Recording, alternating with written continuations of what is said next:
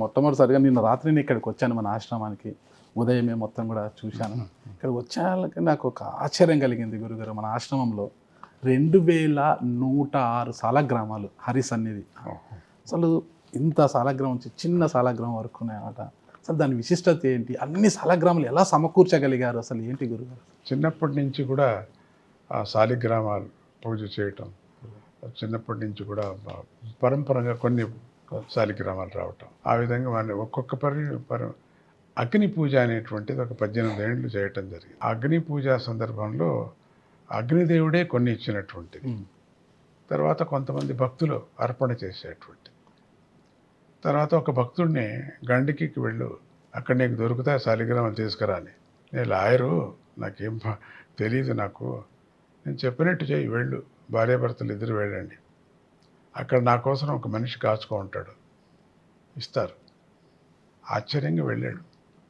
వెళుతూనే ఆయనకి తీసిపెట్టాను ఇది సాలిగ్రామం, పౌండరీక సాలిగ్రామం, చాలా అద్భుతమైన సాలిగ్రామం. అటువంటి సాలిగ్రామే దొరకదు. తీసుకొచ్చాను. ఇది ఒకటే కాదు, ఇంకోటి కూడా ఉంది అని చెప్పి వాడి దగ్గర. మళ్ళీ వెళ్ళాడు, నీ దగ్గర ఇంకోటి కూడా ఉందట. ఆయనకి ఎట్లా తెలిసింది? అయితే తీసుకోండి, అది కూడా ఇంకా భూమిలోనే ఉంది అది. సో ఆ విధంగా కొన్ని సంగ్రహించి నేపాళ్ నుంచి గండకి నది దగ్గర వెళ్ళాను. 20 ఏళ్ల కిందట గండకి నదిలో ఎక్కడ సాలిగ్రామాలు పుడతాయో ఆ నదిలోనే వెళ్ళి అక్కడ స్నానం చేసి అక్కడ ఆ రోజు అక్కడంతా ఉండి కొన్ని సాలిగ్రామాలు తీసుకురావడం జరిగింది. ఆ విధంగా సంగ్రహించినటువంటి సాలిగ్రామం, ఒక్క సాలిగ్రామం ఉంటే చాలు అన్నారు విష్ణు పురాణంలో. 108 సాలిగ్రామాలు దర్శనం చేయటమే మహా భాగ్యం అన్నారు. అట్లా 1000 సాలిగ్రామాలు దర్శనం చేయటం ఇంకా మంచిది అన్నారు. ఇక్కడ 2600, 700, 800 వరకు ఇంకా ఉన్నాయి. అది చాలదని ఒక పెద్ద రాయితోనే చేయించి ఇంకొకటిగా అది పెట్టాలని నిన్ననే శిల్పితో మాట్లాడాను. ఇవి చాలదు, ఇవన్నీ తీసేసి అన్ని శిలతోనే చేయాలి. సాలిగ్రామ శిలతోనే స్వామికి ఆసనం, సాలిగ్రామ శిలతోనే స్వామికి శయనాసనం చేసి నాగాసనం చేసి దాంట్లో పెట్టాలా. అది నిన్ననే ఒక తమిళనాడు శిల్పికి చెప్పాను. అది ఇంకా అద్భుతంగా ఉంటుంది అది. అటువంటి సాలిగ్రామాలు ఇక్కడ. రెండవది నరసింహ ఉపాసన చేసేటువంటి ఒక పద్ధతి మా వంశంలో. అందుకని సాలిగ్రామాలు చాలా ముఖ్యం మాకు. సాలిగ్రామాలు మా తాతగారు సాలిగ్రామం నోట్లోనే పెట్టుకొని ఆయన మంత్రాలు పాట పాడటం అట్లా చేసేవారు. ఆయనకు చాలా హరికథ చేసేవారు పెదనాయన గారు. చేస్తూ చేస్తూ చేస్తూ ఆయన ఈ కృష్ణ నిర్యాణం అని చేసి అంతవరకు వచ్చారు. కృష్ణ నిర్యాణం చేస్తూ భ్రమించి దాంట్లో లీనమైపోయి నిల్చున్నారు అట్లనే. శేషప్ప దాసు అని వీళ్ళందరూ వాద్యగాళ్ళంతా మానసికంగా నిల్చున్నారు, కాసేపు అవుతుందని ముట్టుతోనే కింద పడిపోయారు. అంటే అట్లా నామస్మరణ చేస్తూ దివ్యనామాన్ని చేస్తూ హరికథను, హరికథ కాదు అది, అట్లా ఉపన్యాసము కాదు, ఒక విశేషమైనటువంటి ఒక ప్రక్రియ అది. దాంతో అంటే వాక్యాలతో చెప్పటం, ఆ వాక్యాన్ని వ్యాకరణించటం, దానికి సరైనటువంటి రాగంతో పాట పాడటం, తర్వాత బాడీ లాంగ్వేజ్ మొత్తం బాడీని తిప్పుతూ సంజ్ఞ చేస్తూ కంటి లాంగ్వేజ్. అప్పట్లో ఈ వీడియోలు అంతా లేవు. వీడియోలు మరి ఫొటోస్ ఉండింటే బాగుండేమో అనిపిస్తుంది. అప్పట్లో లేవు కదా, అంతగా లేవు, టెలిఫోన్స్ కూడా లేవు మనకు. సో ఆ రికార్డింగ్ అంతా కూడా మనకు ఏదో చిత్రాల్లో చూసుకొని ఊరికే సమాధాన పడాల్సి వస్తుంది. అట్లా బాడీ లాంగ్వేజ్లోని కొన్ని గురు మౌన ఉపదేశం అని ఎట్లా ఉంటుందో అట్లా చేసేవారట. మౌన వ్యాఖ్యానం అని గురువుకి ఎట్లా ఉంటుంది, శిష్యుడికి 108 క్వశ్చన్స్, గురువు ఒకటే ఆన్సర్, ఏం చెప్పరు. దాన్ని అర్థం చేసుకోవాలి శిష్యుడు, దాన్ని వ్యాఖ్యానం చేసుకోవాలి. ఆ వ్యాఖ్యానం చేసుకోనే దానికి ఆయన్నే సేవ చేయాలి, ఆయన దగ్గరే ఉండాలి, ఆయన దగ్గరే విద్య నేర్చుకొని గురువు యొక్క మౌన వ్యాఖ్యానాన్ని తెలుసుకోవాలి. ఆ విధంగా ఆయన శేషప్పదాస్ అనే బ్రహ్మచారి 100 సంవత్సరాలు బతికారట. అట్లే ఆయన అట్లనే పోవటం జరిగింది. విశేషం, మీరు ఎన్నో ఇంటర్వ్యూలు ఎక్కడెక్కడో చేసి ఉంటారు. గురుగారు ఎందరో మహానుభావులు ఎవరెవరితో విచిత్రాన్ని వింటూ ఉంటారు. ఇదొక విచిత్రం వినండి.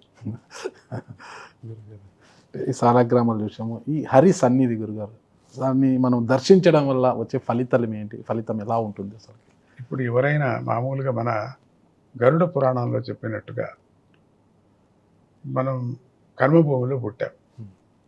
ఈ కర్మభూమిలో పుట్టిన తర్వాత ప్రతి ఒక్కరూ ఈ కర్మాన్ని ఆచరించాల్సిందే. కర్మ నుంచి ఎవరు ఎస్కేప్ కాలేరు. కర్మాన్ని ఆచరిస్తూ భక్తి మార్గంలో వెళ్ళాలి. కర్మను ఆచరించి భక్తి మార్గంలో వెళ్ళిన తర్వాత వాళ్లకు జ్ఞానప్రాప్తి అవుతుంది. ఇది మన యొక్క భారతీయ సనాతన సంస్కృతి యొక్క పద్ధతి. ఇది సంస్కారం ఉండేటువంటి వాళ్ళు అనుసరిస్తూనే ఉన్నారు. వాళ్ళు కూడా వేరే వేరే రకాలుగా చేస్తారు. పోలేరమ్మ అంటారు, ఇంకొకటి అంటారు. అన్నీ అంతా పూజకే సంబంధించుతుంది. ఒకటి మాత్రం చెప్పారు, హింస లేని పూజ నువ్వు చెయ్యి అన్నారు. హింసించి పూజ చేయటం వద్దు అన్నారు. ఒకప్పుడు చేసేవారు, వాళ్ళకి అది తెలియదు, పాపపుణ్యాల సంగతే తెలియదు. దేవుడు ఇట్లా ఉంటేనే సమాధాన పడతాడు, కాళికాంబకు బలి ఇస్తేనే రక్తాభిషేకం అనేటువంటి ఒక దీని గురించి మనం చెప్పాలంటే మాకు సంప్రదాయం, మా ఇంటి సంప్రదాయం అంటారు. సో మనది ఏమిటంటే ఆధ్యాత్మిక స్థితి, మనం వెళ్ళేటప్పుడు వైదిక కర్మ ప్రకారంగా వెళ్ళేటప్పుడు హింస లేకోకుండా నువ్వు పూజించు, హింస లేకోకుండా జనసేవ కూడా చేయంటారు. అటువంటి సందర్భాల్లో అందరూ దొరికినప్పుడు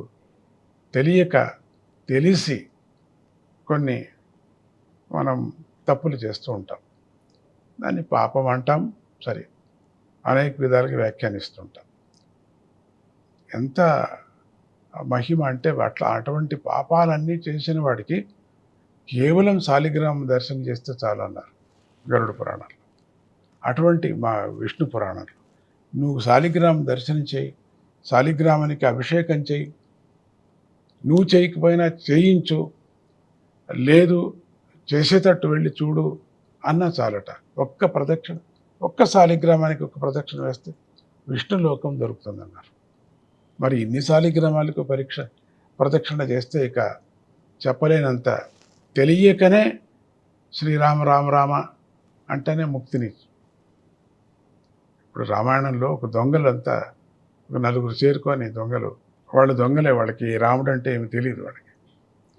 ఈ భాషలో, సంస్కృత భాషలో రామ అని వస్తున్నప్పుడు వనేచరహ రామ, మనం వనంలో తిరుగుదాము అని అంతే పదం. అది దొంగలు మాట్లాడుకునేది.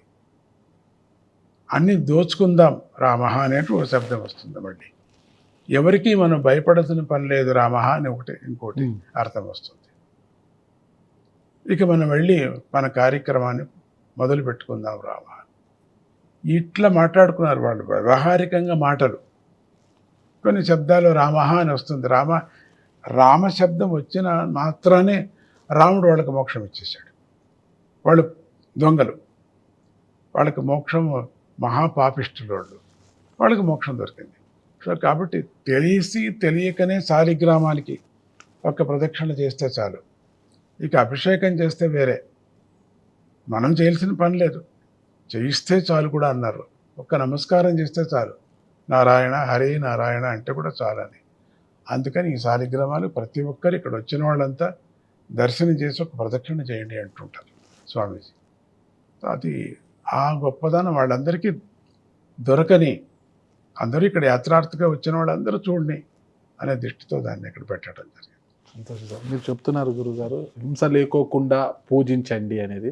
కానీ ఇప్పటికీ పెరుగుతుంది. గ్రామ దేవతలకు జంతు బలులు చేస్తున్నారు, ఊరి బయట బాటలో సొంగలమ్మ ఇట్లంతా ఉంటారు కదా అమ్మవార్లకు, అందరికి ఇప్పటికీ కూడా జంతు బలులు జరుగుతూనే ఉన్నాయి. అంటే మీలాంటి గురువులు హింస లేకోకుండా పూజ చేయండి అన్నా కూడా ఒకవైపు వాళ్ళు అవి జరుగుతూనే ఉన్నాయి. ఎలా మనం అరికట్టాలంటారు గురుగారు? అది అందరూ మనం హిందూ ధర్మం అయినటువంటి వాళ్ళందరూ చేరుకొని చేయాలి ఆ పని. ఒకటి దానికి చిన్న ఒక ఉదాహరణ, ఫ్రెంచ్ గయానా అని చెప్పేసి వెళ్ళాను ఒకసారి. మ్మ్. ఫ్రెంచ్ విదేశాలకు ఒక 200 దేశాలకు వెళ్ళి 250 దేశాలకు వెళ్ళాను.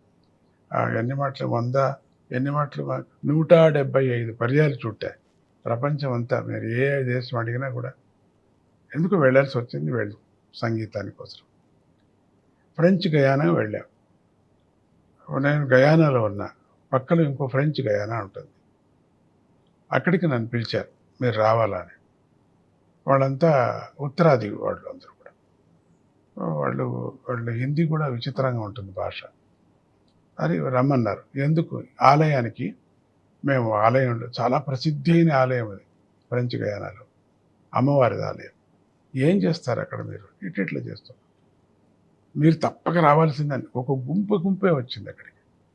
నేను తప్పక రావాలంటే నాకు మీరు ఒక ప్రామిస్ ఇస్తే, ఆ పద్ధతులు మారేస్తే, నేను చెప్పినటువంటి పద్ధతి నేను వస్తాను, మాకు 2 రోజులు టైం ఇవ్వండి అన్నారు. వెళ్ళారు, మళ్ళీ వాపస్ వెళ్ళారు. మళ్ళీ ఒక వారం రోజులు వచ్చారు, రావాలి మీరు అన్నారు. జంతు బలి మానేస్తారా? ఖండితం మానేస్తాం. ఎందుకు? మీరు ఇన్ని చోట్ల స్వామీజీ దివ్యనామ సంకీర్తన కూడా చేస్తున్నారు, ఇంతమంది వస్తున్నారు ఇక్కడ, భాష లేని వాళ్ళు, భాష తెలియనటువంటి వాళ్ళు ఇంత. మేము కొంత అంతా వాళ్ళు ఎంక్వైరీ చేసుకున్నారు, ఏమో అయింది. మీరు వస్తే మాకు మంచిది అవుతుంది, ఆ ఆలయానికి మంచిది. మేము వదిలేసాం, బలిపీఠాన్ని కూడా తీసేసాం. అది చాలా సంతోషం అని వెళ్ళాను. ఆ ఆలయానికి వెళ్ళాను. చాలా పెద్ద ఆలయం, అమ్మవారిది, మహాకాళి ఆలయం. అది భయంకరంగా ఉంటుంది అమ్మవారు చూస్తే. అట్లా వాళ్ళకి అది చెప్పటంతో అట్లే అంతే. ఇంక నేనేం ఉపదేశం, బలి ఇస్తే అది అవుతారు, మీరు పాపానికి పోతారు, బలి ఇస్తే మళ్ళీ మీరు అదే రూపంతో పుట్టి మళ్ళీ అమ్మవారు మిమ్మల్ని నరుకుతుంది, వాళ్ళే మనుషులుగా వస్తారు, ఇదంతా నేను చెప్పాల్సిన పని లేదు. ఓకే, ఉండేది అదేనే, కానీ చెప్పాల్సిన పని లేదు. సంతోషం స్వామీజీ చేశారు, మీరు చాలా సంతోషం. ఇప్పుడు చాలా అద్భుతంగా మళ్ళీ కట్టుకున్నారు అమ్మవారి ఆలయం. అక్కడ సాత్విక పూజలు చేస్తారు. అక్కడ ఒక పద్ధతి, అప్పటి నుంచి కూడా సాత్విక పూజలు జరుగుతున్నాయి. అప్పటి నుంచి అక్కడ వెళ్ళేటువంటి భక్తులందరికీ మంచి కలగటం, వాళ్ళందరూ కూడా ఆధ్యాత్మిక రంగంలో చేరటం జరిగింది. అట్లా కొన్ని ఆలయాలకు పిలిచినప్పుడు ఈ చిన్న చిన్న కండిషన్స్ పెడుతూ ఉంటాను. అప్పుడప్పుడు కొంతమంది వినరు. ఇక్కడికి కొంత దూరంలో ఒక 60 కిలోమీటర్లు, 50-40 కిలోమీటర్లు, 100 కిలోమీటర్ దూరంలో చుట్టుముట్టు ఈ పౌర కార్మికులు అని ఉంటారు. ఈ పౌర కార్మికులు ఒకసారి గుంపుగా వచ్చారు. సో వాళ్ళందరూ కూడా వేరే మతానికి చేరేటువంటి సందర్భాలు దండికి వచ్చాయి, వాళ్ళకి వచ్చున్నాయి. ఎందుకు మీకు నా దగ్గరికి ఎందుకు వచ్చారు? ఫస్ట్ అన్ని చోట్ల వెళ్ళాం, మాకెందుకు సమాధానం మీ దగ్గరకు వచ్చాం. పోన్లే, ఎందుకు? నాలో ఏం గొప్ప చూశారు మీరు? మేమేమీ గొప్ప చూడలేదు, మేము నవ్వు చూసామంత, ఇంకేమీ లేదు, వచ్చాం మేము. ఏం కావాలి మీకు? ఎందుకు మీరు వేరే మతం చేరుతున్నారు? మా దగ్గరికి వచ్చి మీరు మాతో కలిసి మాకు ఆలయం కడితే మేము చేరాం. అట్లా గ్రూప్గా ఉండిన వాళ్ళు మొత్తం 18 ఆలయాలు అక్కడక్కడ కట్టడం జరిగింది. వాళ్ళకు కావలసినటువంటి ఆలయం, అందరూ అమ్మవారి ఆలయం కావాలన్నారు. బలి అంతా ఏమీ లేదు అక్కడ, సాత్విక పూజలు. వాళ్ళనే ఇక్కడికి పిలిపించి ఒక 6 నెలలు పెట్టుకొని ఒక 10 మంది పిల్లల్ని, కావలసినటువంటి మంత్రం, కావలసిన ఆర్తి అంతే, ఎక్కువ కాకుండా. అట్లా మీరు ఆఫీస్కు వెళ్ళొచ్చు, మళ్ళీ వచ్చి ఈ పూజ చేయొచ్చు. ఆ విధంగా వాళ్ళకే ట్రైనింగ్ ఇచ్చి ఇన్ని ఆలయాలు ఇప్పుడు ఇంకో కుంభాభిషేకం కూడా ఇది మధ్యలో ఉంది, అది ఎప్పుడు చూస్తాను. అట్లా ఆ కాలనీలో వెళ్ళి, చిన్న ఉదాహరణ మీకు చెప్పాలంటే, ఢిల్లీలో చాలా మంచి భక్తులు ఉన్నారు స్వామీజీకి. ఎప్పుడో వెళ్ళాను, 76లో వెళ్ళిన పద్ధతి నాకు అక్కడ మంచి. అంటే అమెరికాకి వెళ్ళక ముందు వెళ్ళాను. నా 76లో అమెరికాకి వెళ్ళా. అక్కడ 75, 74 అనిపిస్తుంది, నన్ను తీసుకువెళ్ళారు. కాశీ, గయా, ప్రయాగ, హిమాలయ అంతా చుట్టూ భక్తులు అందరూ చేరుకొని ఆ సమయంలో ఢిల్లీలో కూడా మాకు కావాలా, మీరు హిందీ మాకు మాట్లాడతారు, హిందీలో పాట పాడతారు, ఎక్కడ కావాలి మాకు. క్యాంపస్ వాళ్ళు, యూనివర్సిటీ క్యాంపస్ వాళ్ళు, ఏమైనా మేము ఇస్తాము, ఏమైనా స్థలం. అప్పటి కాలంలో, అప్పటి 40 ఏళ్ల కిందట మాట ఇది. ఎంతైనా ఏమైనా చేసుకోవచ్చు, వద్దు నాకు స్లమ్ ఏరియాలో ఒక జాగా కావాలి. స్లమ్ ఏరియా, వెళ్ళటానికే ఇల్లు. స్లమ్ ఏరియాలో రోడ్లు లేవు, కరెంట్ లేదు, నీళ్లు లేవు. నా ఏమన్నా కానీ స్లమ్ ఏరియాలో నాకు ఒక సైట్ కావాలి. ఇమీడియట్గా ఒక ఆయన కూర్చున్న అతను, బన్సల్ అని చెప్పేసి ఒక ఆయన కూర్చున్న అతను, స్లమ్ ఏరియాలోనే అదొక్కటి ఇప్పుడే మొన్ననే రిజెక్ట్ చేశాను అన్నాడు. అయితే నాకు అది కావాలా, రాండి అన్నాడు, తీసుకువెళ్ళాడు. ఆ స్లమ్ ఏరియాలో ఒక సైట్ ఉంది. ఆ సైట్ వాళ్ళ కొలత తెలీదు, ఇది ఇది మీరు వచ్చారు, ఇది చాలదేమో అన్నాడు అక్కడ ఉండే వాళ్ళందరూ కూడా. అజాజ్ సింగ్ అని చెప్పేసి అక్కడికి లీడర్ లాగా అతను వచ్చి, మీకు ఎక్కడ స్థలం దొరుకుతుంది, మిమ్మల్ని చూశాను నేను, ఇంకా కొంచెం ఇస్తానన్నాడు. అక్కడ దత్తుడి యొక్క ఆలయం, హనుమంతుడి యొక్క ఆలయం, కాళికాదేవి యొక్క, ఇటీవల కాళికాదేవి యొక్క ఆలయం, ఇవన్నీ చేయటం. అక్కడ ఒక అంగన్వాడీ ప్రయత్నం చేసి, అక్కడ ఉండే స్లమ్ ఏరియాలో ఉండే పిల్లలందరినీ అంగన్వాడీలో, ఇప్పుడు స్కూళ్ళు వచ్చేసాయి, గవర్నమెంట్ వాళ్ళు కొంచెం బాగా సహాయం చేశారు. ఇది చూసి రోడ్లు కూడా వచ్చేసాయి బాగా. ఇప్పుడు రోడ్లు కూడా హాయిగా వెళ్ళచ్చు. 30 కిలోమీటర్లు మా సెంటర్కి, ఢిల్లీ సెంటర్కి, హర్యానా వెళ్ళే స్థలం అది దారి. అక్కడికి నాకు ఆ స్లమ్ ఏరియాలోనే కావాలి. వాళ్ళకి అన్నదానం చేయటం, అక్కడ ఉండటానికి అయ్యలేదు, ముక్కు ప్రాణాయామం చేయటానికి అయ్యలేదు, అటువంటి స్థలం అది. దుర్గంధం. ఇప్పుడు వెళ్ళి చూడండి, అది వైకుంఠంలాగా తయారైంది. ఇప్పుడు స్కూళ్ళు కూడా వచ్చాయి, పిల్లలకి యోచన లేదు, అంగన్వాడీ అక్కర్లేదు. ఇప్పుడు ప్రతి వారం ఒక భోజనం ఇక్కడ పెడుతున్నాం. పిల్లలందరూ చేరుతారు. పిల్లలంతా యోగము, దాని యొక్క వాళ్ళ యొక్క సంస్కృతి, మన యొక్క ధర్మాన్ని గురించి మాట్లాడటం, వాళ్ళ ఒక్కొక్కరికి వెళ్ళి మాట్లాడటం, ఇట్లా జరుగుతుంది. అది స్లమ్. ఎక్కడ ఎన్నుకున్నా నేను స్లమ్ ఏరియాలో ఎన్నుకుంటున్నాను. కష్టం, అత్యంత కష్టం అక్కడ ఉండేటువంటిది. దాన్ని సరిపోతున్నాయి, అన్నీ సరిపోతున్నాయి. అందుకని ఎందుకు మీకు చెప్తున్నాను ఎక్కడంటే, ఆ మాట ఎందుకు వచ్చింది అంటే, ఈ బలి సంగతి వచ్చినప్పుడు వచ్చిన మాట ఇది. అక్కడ కూడా ఒక ఆలయం ఉంది పక్కలో. ఇది స్వామీజీ వచ్చిన తర్వాత వాళ్ళు మానేశారు. సో ఇటువంటి క్రాంతి మనం చేస్తూ ఉండాలి. నేను చెప్పను, ప్రతి ఒక్క ఆధ్యాత్మిక పీఠాధిపతి కూడా ఈ వ్రతాన్ని పెట్టుకుంటే వాళ్ళు, మనం దాని బదులు వేరే విధంగా వాళ్ళకి చూపిస్తే మారుతారు. వాళ్ళు చేస్తున్నారని మనం వెళ్ళం, మేము రామని వాళ్ళు మానరు, మా కాలువనికి మీరు రారు అని వాళ్ళ పద్ధతి మానరు. ఆ కాలువనిక మనం వెళ్ళేది చ అని మనం వెళ్ళము. సో ఇది ఎట్లా జరుగుతుంది? అయితే సమన్వయం ఇద్దరిది కావాలా. ఏమన్నా కానీ వెళ్ళాలా. మేము వెళుతూనే ఉన్నాం, ప్రతి కాలువనికి వెళుతున్నాం. ఆ స్వామి చేస్తున్నారని ఆ రోజంతా శుభ్రం, ఇంట్లో అంతా శుభ్రం, తలకు నీళ్లు అట్లా వస్తుందో. నెలకు 2 మాటలు వెళితే 2 సరిపోతారో, కొంచెం కొంచెం కొంచెం కొంచెం కొంచెం.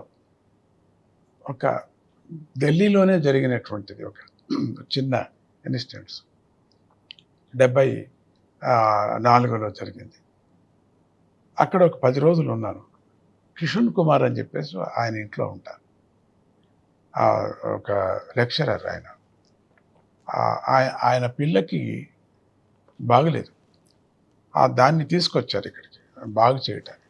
నేను చెప్పాను, ఇక్కడికి నువ్వు తీసుకొచ్చావు, దాని నుంచి వెళ్ళేది బాగా వెళ్ళేది, ఇది నువ్వు వెళ్ళిపోను, ఇక్కడి నుంచి నువ్వు హోప్స్ పెట్టుకోవద్దు, ఖర్చు పెట్టద్దు, వెళ్ళిపోను.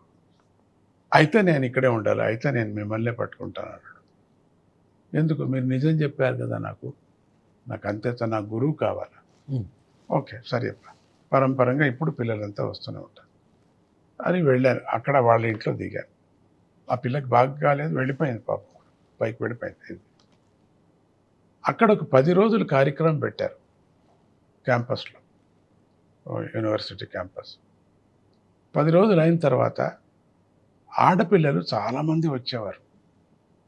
యంగ్స్టర్స్ చాలామంది స్వామీజీ మాటలకి అలిబిల్లి మాటలు హిందీ అంతగా రాదు ఆ టైంలో. అయినా విద్వత్ పాస్ అయ్యింది. అయినప్పటికీ రాదు. అభ్యాసం కావాలి కదా! 10 రోజులు ఉంటే వచ్చేస్తుంది. 10వ రోజుకు బాగా వచ్చేసింది. బాగా మాట్లాడుతున్నాను. ఈ హిందీ పాస్ అయితే అభ్యాసం ఉండాలిగా మనకు. చుట్టుముట్టు మనకు తెలుగు వాళ్ళు ఉంటే ఎప్పుడు హిందీ ఎట్లా వస్తుంది మనకు? ఏదో కొంచెమైనా రావాలి కదా! 10వ రోజు ఫ్లైట్‌కి కూడా వెళ్ళాను. ఫ్లైట్‌కి ఎయిర్‌పోర్ట్‌కి కూడా వెళ్ళాను. వీళ్ళంతా వచ్చారు. ఒక 30 మంది ఆడపిల్లలు. ఆ మగపిల్లలు ఉన్నారు. కాలేజీ పిల్లలు. 30 మంది ఆడపిల్లలు వచ్చారు. ఇంతింత డ్రెస్సు. తర్వాత ఇక్కడంతా ఇది మా అమ్మమ్మ చెప్పేది. వాళ్ళ చాలా బీదవాళ్ళేమో వాళ్ళకి బట్టలు ఇవ్వాలా అని ఒకరోజు అన్నీ ఏర్పాటు చేసింది అమ్మమ్మ. ఇదంతా ఇక్కడ ఏమీ లేదు. ఏమీ మాట్లాడేది 10 రోజులు.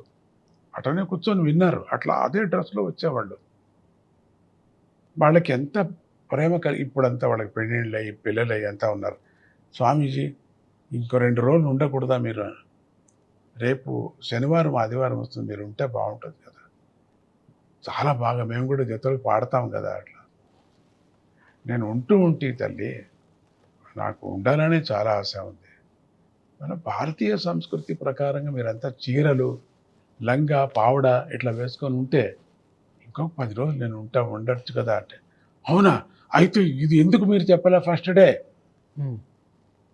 మీరు ఉంటారా రేపు? పోని శనివారం, ఆదివారం ఉంటారా అని. ఉంటాను. చీరలు, లంగా, పావడ అట్లా వేసుకుంటే ఎంత బాగుంటుంది కదా! చేంజ్ అయిపోయారు. శనివారం, ఆదివారం ఉన్నా నేను. టికెట్ క్యాన్సిల్ శనివారం, ఆదివారం ఉన్నాను. ఎందుకు చెప్పలేదు ఫస్ట్ డే మీరు అన్నారు. అమ్మా ఫస్ట్ డే నేను మీ డ్రెస్ గురించి చెప్పింటే తిట్టుకొని ఒక్కరూ ఉండేవాళ్ళు కాదు, వెళ్ళిపోయేవారు మీరు. ఇదేంటి స్వామీజీ వచ్చి ఉపదేశం చేయమంటే మా డ్రెస్ మీద కన్నుపడటం ఏంటిది అనేవాళ్ళు. ఇప్పుడు స్వామీజీ ఏమిటని మీకు తెలిసింది, మీ బాధ ఏంటని నాకు తెలిసింది, మీరు ఎట్లా ఉండాలని నాకు తెలుస్తూ ఉన్నది. ఇప్పుడు చేంజ్ అయిపోయారు. సో అప్పటి నుంచి ఢిల్లీకి వెళుతూనే ఉంటాను. ఇప్పుడు అంతా వాళ్ళు ముసలాళ్ళు అయిపోతున్నారు. పెళ్ళిళ్ళు అయిపోయింది, వాళ్ళకి పిల్లలంతా ఉన్నారు. ఆ విధంగా మనం వెళ్ళి వాళ్ళకి నిదానంగా చెప్పాలి. కానీ నేను వెళ్ళను, నేను ముట్టుకోను, నేను వాళ్ళ దగ్గర అట్లా అనుకోకూడదు. మనకేం కావాలో మన ఇంట్లో నువ్వు చేసుకోవచ్చు. ఎంతైనా పూజలు, ప్రాయశ్చిత్తం ఏమైనా చేసుకోవచ్చు. నువ్వు వాళ్ళకి చెప్పాల్సిన పని లేదు. ఉండింది ఎందుకు? ప్రపంచాన్ని బాగు చేయాలా, 10 మందికి మంచిగా ఉండాలని. అది ఒక స్టెప్పే కదా, వేయాల. వాళ్ళ దగ్గరికి వేస్తే మన దగ్గరికి వాళ్ళు వస్తారు. ఇది అందరూ ఒకటే. అన్ని సంస్థలు, అన్ని స్వామీజీలు ఒకటే. మన సనాతన ధర్మానికి మనం కాపాడుకోవాలా అనేటువంటిది ఒక ఉద్దేశమే మీ స్వామీజీ. ఇప్పుడు అందరినీ కూడా ఒక్కొక్క చోట ఒక్కొక్క కమిటీ వాళ్ళు కూడా వచ్చారు, చేరుతున్నాం, ప్రయత్నాలు చేస్తున్నారు. నాకు చేత కాకపోయినా వెళుతున్నాను. ఖచ్చితంగా మీకు ఆ దేవుడు శక్తి ఇవ్వాలి. గురుగారు ఇంకొకటి అంటే హిందూ ధర్మ ప్రచారం చేసే గురువులకు కులాల పట్టింపు ఉంటుందా గురువుగారు? వాళ్ళది ఏమైందంటే మొదటి నుంచి ఆ పీఠాలకి పరంపరంగా వచ్చేసింది ఆ పీఠాలు. అందుకని ఆ కులాల వాళ్ళే అంత పోషించడం, వాళ్ళకి కొన్ని ఏదో మాగాని అంటే తోటలు ఇవ్వటం, అంగళ్ళు కట్టించటం, పెద్ద పెద్ద బిల్డింగులు ఇవ్వటం, అదొక గ్రూప్ లాగా. సో వీళ్ళకి ఏమైందంటే ఈ గ్రూప్ నుంచి వదిలేసి ఏమవుతుందో అని భయం, వీళ్ళకి పీఠం ఏమైపోతుందో అని భయం. దాని నుంచి బయటికి వీళ్ళు రావాలా, వాళ్లకు నచ్చజెప్పాల. మనమంతా ఒకటే, మన హిందూ ధర్మం ఒకటే, మన సనాతన ధర్మం ఒకటే. నువ్వు ఏం కావాలో నువ్వు ఇంట్లో ఆచరించుకో, బయట వచ్చిన తర్వాత మనం అందరూ ఒకటే అనే ఆ మాట మేము చెప్తే అందరూ ఒకటే. మా జతలో కూర్చొని భోంచేయవచ్చు. మా ఇంట్లో పిల్లని తెచ్చి పెళ్లి చేసుకో, అక్కడ వచ్చిన తాపత్రయం మనకు. అది ఇంకా ఆ జనరేషన్ 65 ఏళ్ళు 70 ఏళ్ళ వరకు ఆ జనరేషన్లో ఉండిన వాళ్ళకి ఇంకా అది పోలేదు. ఇప్పుడు వచ్చే జనరేషన్కి అది లేదు. అంతవరకు మనం కాచుకోలేము. అంతట్లోపల ఏదన్నా అపాయం కూడా జరగవచ్చు మన సమాజానికి. సో దాన్ని గురించి ఇప్పుడు అయితే దేవుడిని ప్రార్థన చేసి ఊరికి ఉండిపోయి 2 హోమాలు చేసేసి 2 తీర్థయాత్రలు చేసి సరిపోతుందా అంటే సరిపోదు. నువ్వు సరిపోతావు, ఎవరు చేస్తారు వాళ్ళు సరిపోతారు. మొత్తం ప్రపంచానికే చేయాలంటే కొంత ప్రభుత్వము కొంచెం తోడ్పడాలి. ప్రభుత్వము కొంచెం తోడ్పడితే కొన్ని చోట్ల పడుతున్నారు కూడా, తెలియకనే రహస్యంగా కూడా జరుగుతున్నాయి. అప్పుడు హిందూ ధర్మం, ఈ ఆచారం ఇవన్నీ కూడా దాని నుంచి బయటకు వచ్చారు. చాలామంది వస్తున్నారు, స్వాములు లేరని అనద్దండి. మనకు అంతగా ఇంత ప్రకాశం కనపడటం లేదు కాబట్టి లేదేమో అనుకుంటున్నాం, భ్రమపడుతున్నాం. నిజంగా మనం ఇంకా కూపమండుకొని ఉన్నట్టున్నాం, ఒక బావిలో కప్పలాగా ఉన్నాం. బయట వెళ్ళి చూడండి, వస్తుంది, ఇంకా వచ్చారు. ఉత్తర దేశంలో వెళ్ళి చూడండి, అన్ని మఠాధిపతులు బయటకు వచ్చేసారు, సమాజసేవ చేస్తున్నారు. వాళ్ళ మఠానికి వెళ్ళిన తర్వాత వాళ్ళ పద్ధతులు ఏమన్నా వాళ్ళు చేసుకుంటున్నారు, దానికి సంబంధం లేదు. అందుకని ఈ కులాలు ఎందుకు పట్టుకున్నాయంటే వాళ్ళు పోషించారు మొదటి నుంచి ఆ పీఠాన్ని. సో అట్లా అక్కడి నుంచి వచ్చేస్తే మళ్ళీ ఆ పీఠం పోషించలేమని ఒక భయం, అది వీళ్ళకి పోవాలా. వీళ్ళందరూ కూడా అయితే ఇప్పుడు ట్రైనింగ్ అయ్యి ఇప్పుడు ఈ విద్య నేర్చుకొని ఈ గురువుతో శిష్యరీకం చేసుకొని ఆ పీఠాన్ని రక్షించే మేనేజర్ లాగా ఉంటే ఏం ప్రయోజనం? విద్య వచ్చింది నీకు, సన్యాసత్వం తీసుకున్నావు, సంతోషం, చాలా పెద్ద విద్వాంసుడు నువ్వు. పీఠాన్ని రక్షించటానికి కోసం వెళ్ళి విశాలమైన ప్రపంచంలో కొంచెం బోధన చెయ్యి అని ఇప్పుడు పట్టుకున్నాం, దాన్ని చేస్తున్నాం కూడా. ఇంకొక పెద్ద సభ కూడా చేస్తున్నారు, 2వ సభ చేస్తున్నారు. కాషాయం ధరించిన వారికి కులం ఉంటుందా గురుగారు? ఉండకూడదు. వాళ్ళంతా సర్వమతం బ్రహ్మ కదా. కాషాయం దాంట్లో ఇష్టం వచ్చిన వాళ్ళు ఊరూరికి వేసుకునే వాళ్ళు కాషాయం కాదు అది. షర్ట్ కుట్టించుకొని కాషాయం కాదు అది. పరంపరగా గురువు యొక్క మంత్రంతో, గురువు యొక్క దీక్షతో ఏదవుతుందో అది కాషాయం. అంటే త్యాగం, అంతేగాని అలంకారము ఒక యూనిఫారం కాదు అది, అలంకారం కాదు అది. అందుకని నిజంగా కాషాయం తీసుకున్న వాళ్ళకు అసలు కులం బ్రహ్మ విద్య అంతే. అందరూ బ్రహ్మభక్తులే, అందరూ కూడా బ్రహ్మ పిల్లలే అందరికీ కూడా. కానీ ఎవరెవరు ఆచారంలో ఉందో దాన్ని, ఆ ఆచారాన్ని లోపల నువ్వు ఆచరించుకో, ఇంకొకరికి ఇబ్బంది కాకుండా ఆచరించుకో, దాన్ని వదిలేసిరా అని చెప్పకూడదు. అసలు ఏ సన్యాసి చెప్పకూడదు. కులాచారం ఏముందో ఇంట్లోది అని వాళ్ళు ఆచరించాలి. అదే కదా ధర్మం. ఆ ధర్మంలోని నువ్వు సమాజానికి వచ్చేయి, అన్నీ నువ్వు వదిలేయి, నాకు అంత బ్రహ్మనే కదా, ఇంకేముంది ప్రపంచంలో, ఏం పూజ చేసి అందరూ అట్లా అయిపోతే ఈ ప్రపంచం అందరూ ఎవరు కూడా అందరూ వెనక బుద్ధులు అట్టు చేసేశారు, అందరూ బుద్ధ సన్యాసులు అయిపోయారు. ఇంక సంతానం కానీ ప్రపంచం నడిచేది ఎట్లా? అందరూ సన్యాసులు అయిపోతే మరి ప్రపంచం ఉండేది ఎట్లా? అందుకని గృహస్థుడుగా ఉండి, సండిగుంది దాంట్లో, గృహస్థుడుగా ఉండి మన ధర్మాన్ని ఆచరించుకోమని చెప్పారు. సన్యసించాలి అంటే ఎలాంటి విలువలు ఉండాలి గురుగారు? నిజమైన త్యాగం రావాలి. కానీ సన్యసించేదో అడ్రస్ కోసం, ఏదో పేరు కోసం, ఏదో ఇంకొక చిన్న పీఠం చేసుకుంటాను, అదొక అంగడి పెట్టుకుంటానంటే సన్యసించి కాదు అది. అదొక నీకు మోసం. ప్రపంచానికి నేను చెప్పలే, నీకే మోసం అది. నువ్వు వైరాగ్యంతో అసలు కాషాయ వస్త్రం వేసుకోవాలని ఏమైంది? ఎక్కడుంది? ఎవరో ఏమంటే ఒక కాషాయ వస్త్రం వేసుకో, ఒక గుర్తు, నేను జపం చేసుకుంటాను, నేను దూరం ఉండాలా అని.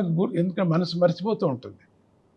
మౌనం ఆచరించే వాడికి టపక్కన మాట్లాడతాడు, తెలీదు, అయ్యో మౌనం, ఆ రోజు మౌనం పోయింది అది.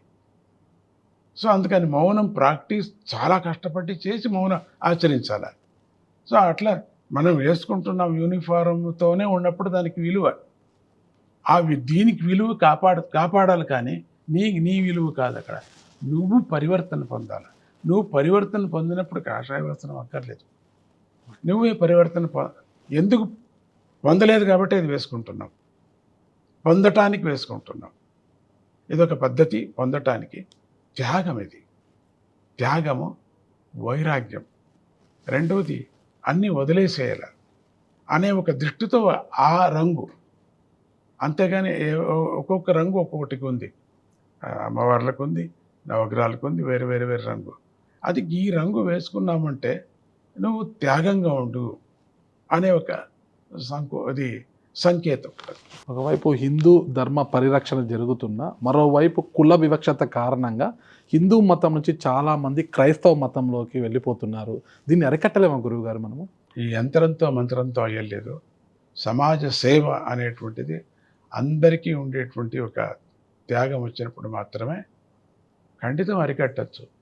వాళ్ళను ఇప్పుడు మనం ఒక చిన్న ఉదాహరణ, మన వాళ్ళు పెద్దవాళ్ళు ఏం చేస్తారంటే చీరలంతా పెద్ద పెద్ద చీరలు పోతే అది ఇచ్చి స్టీల్ పాత్రలు కొనుక్కుంటారు. మనలో స్టీల్ పాత్రలు ఉన్నాయి మా ఇంట్లో, అలా కొనుక్కుంటారు. అదే మన పని మనిషికి ఆ చీర ఇస్తే ఎంత బాగుంటుంది. ఇవ్వదు.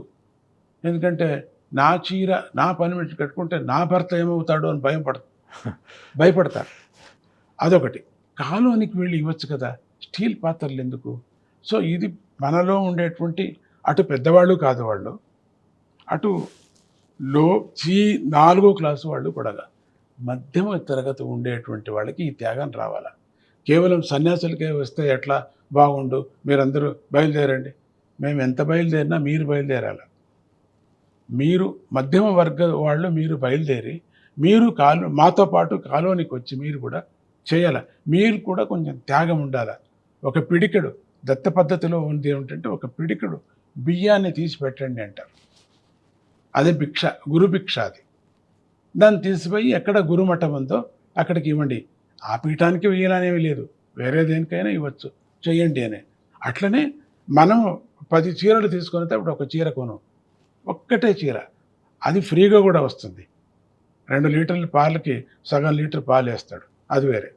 కానీ ఆ చీరలో వాడు కొట్టేస్తుంటాడు, అది వేరు. మనకు వ్యాపారం సంగతి మనకు వద్దు.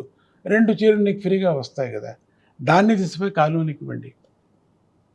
పెళ్ళిళ్ళలో అంత ఖర్చు పెడుతున్నారు, పాడైపోతుంది.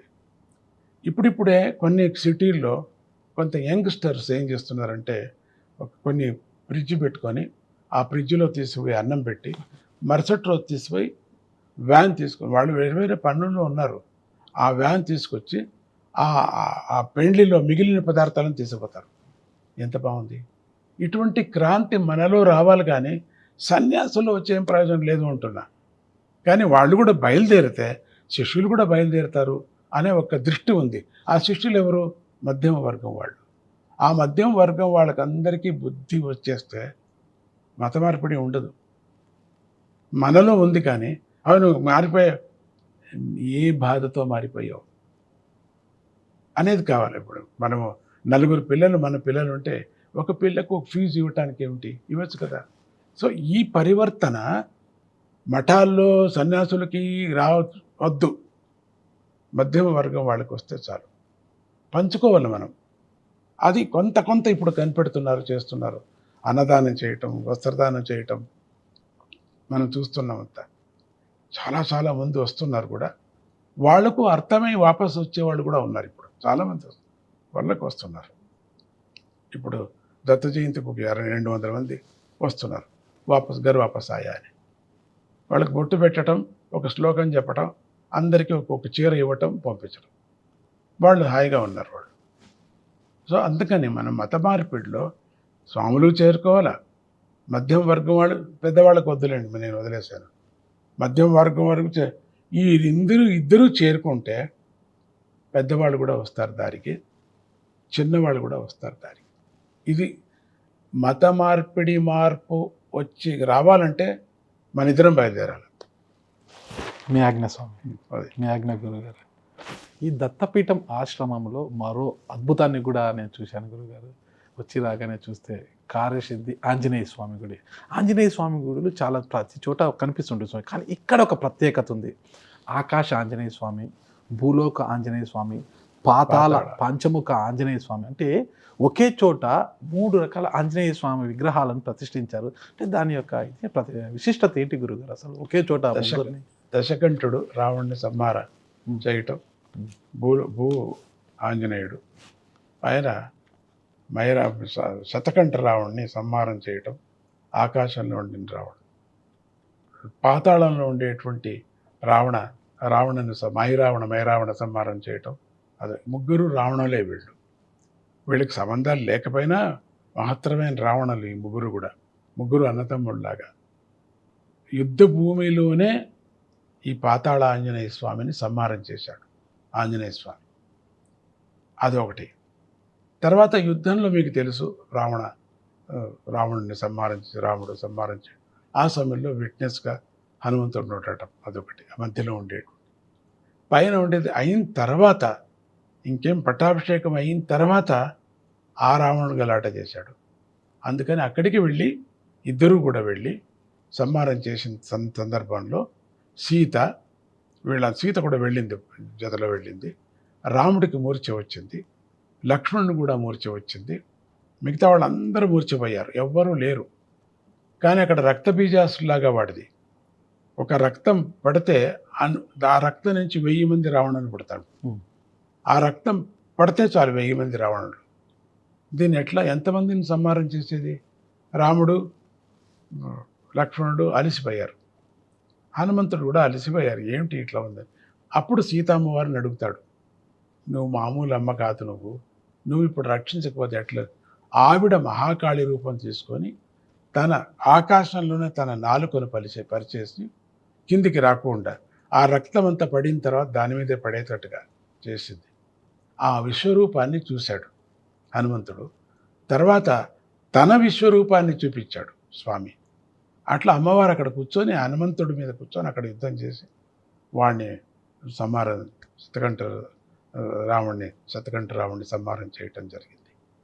ఇది అందుకని 3 రావణులు మనం చూసినప్పుడు ఇక్కడ ఆధ్యాత్మిక దృష్టితో మనం స్వామిని కొలిసేటప్పుడు మధ్యలో ఉండే రావణ్ణి మనం కొలిసే అన్ని సంసార బాధలు ఉండేటువంటివన్నీ నివృత్తి అవుతాయని, కింద రావణ్ణి మనం భజించేటప్పుడు నీకు తెలియకనే చేసిన మానసిక పాపాలన్నీ పోతాయి అని అక్కడ జరిగింది. అట్లా రహస్యంగా వచ్చి రాముడు లక్ష్మణ్ణి చంపాలని చూశాడు, అది జరిగింది, అది పోతాయి.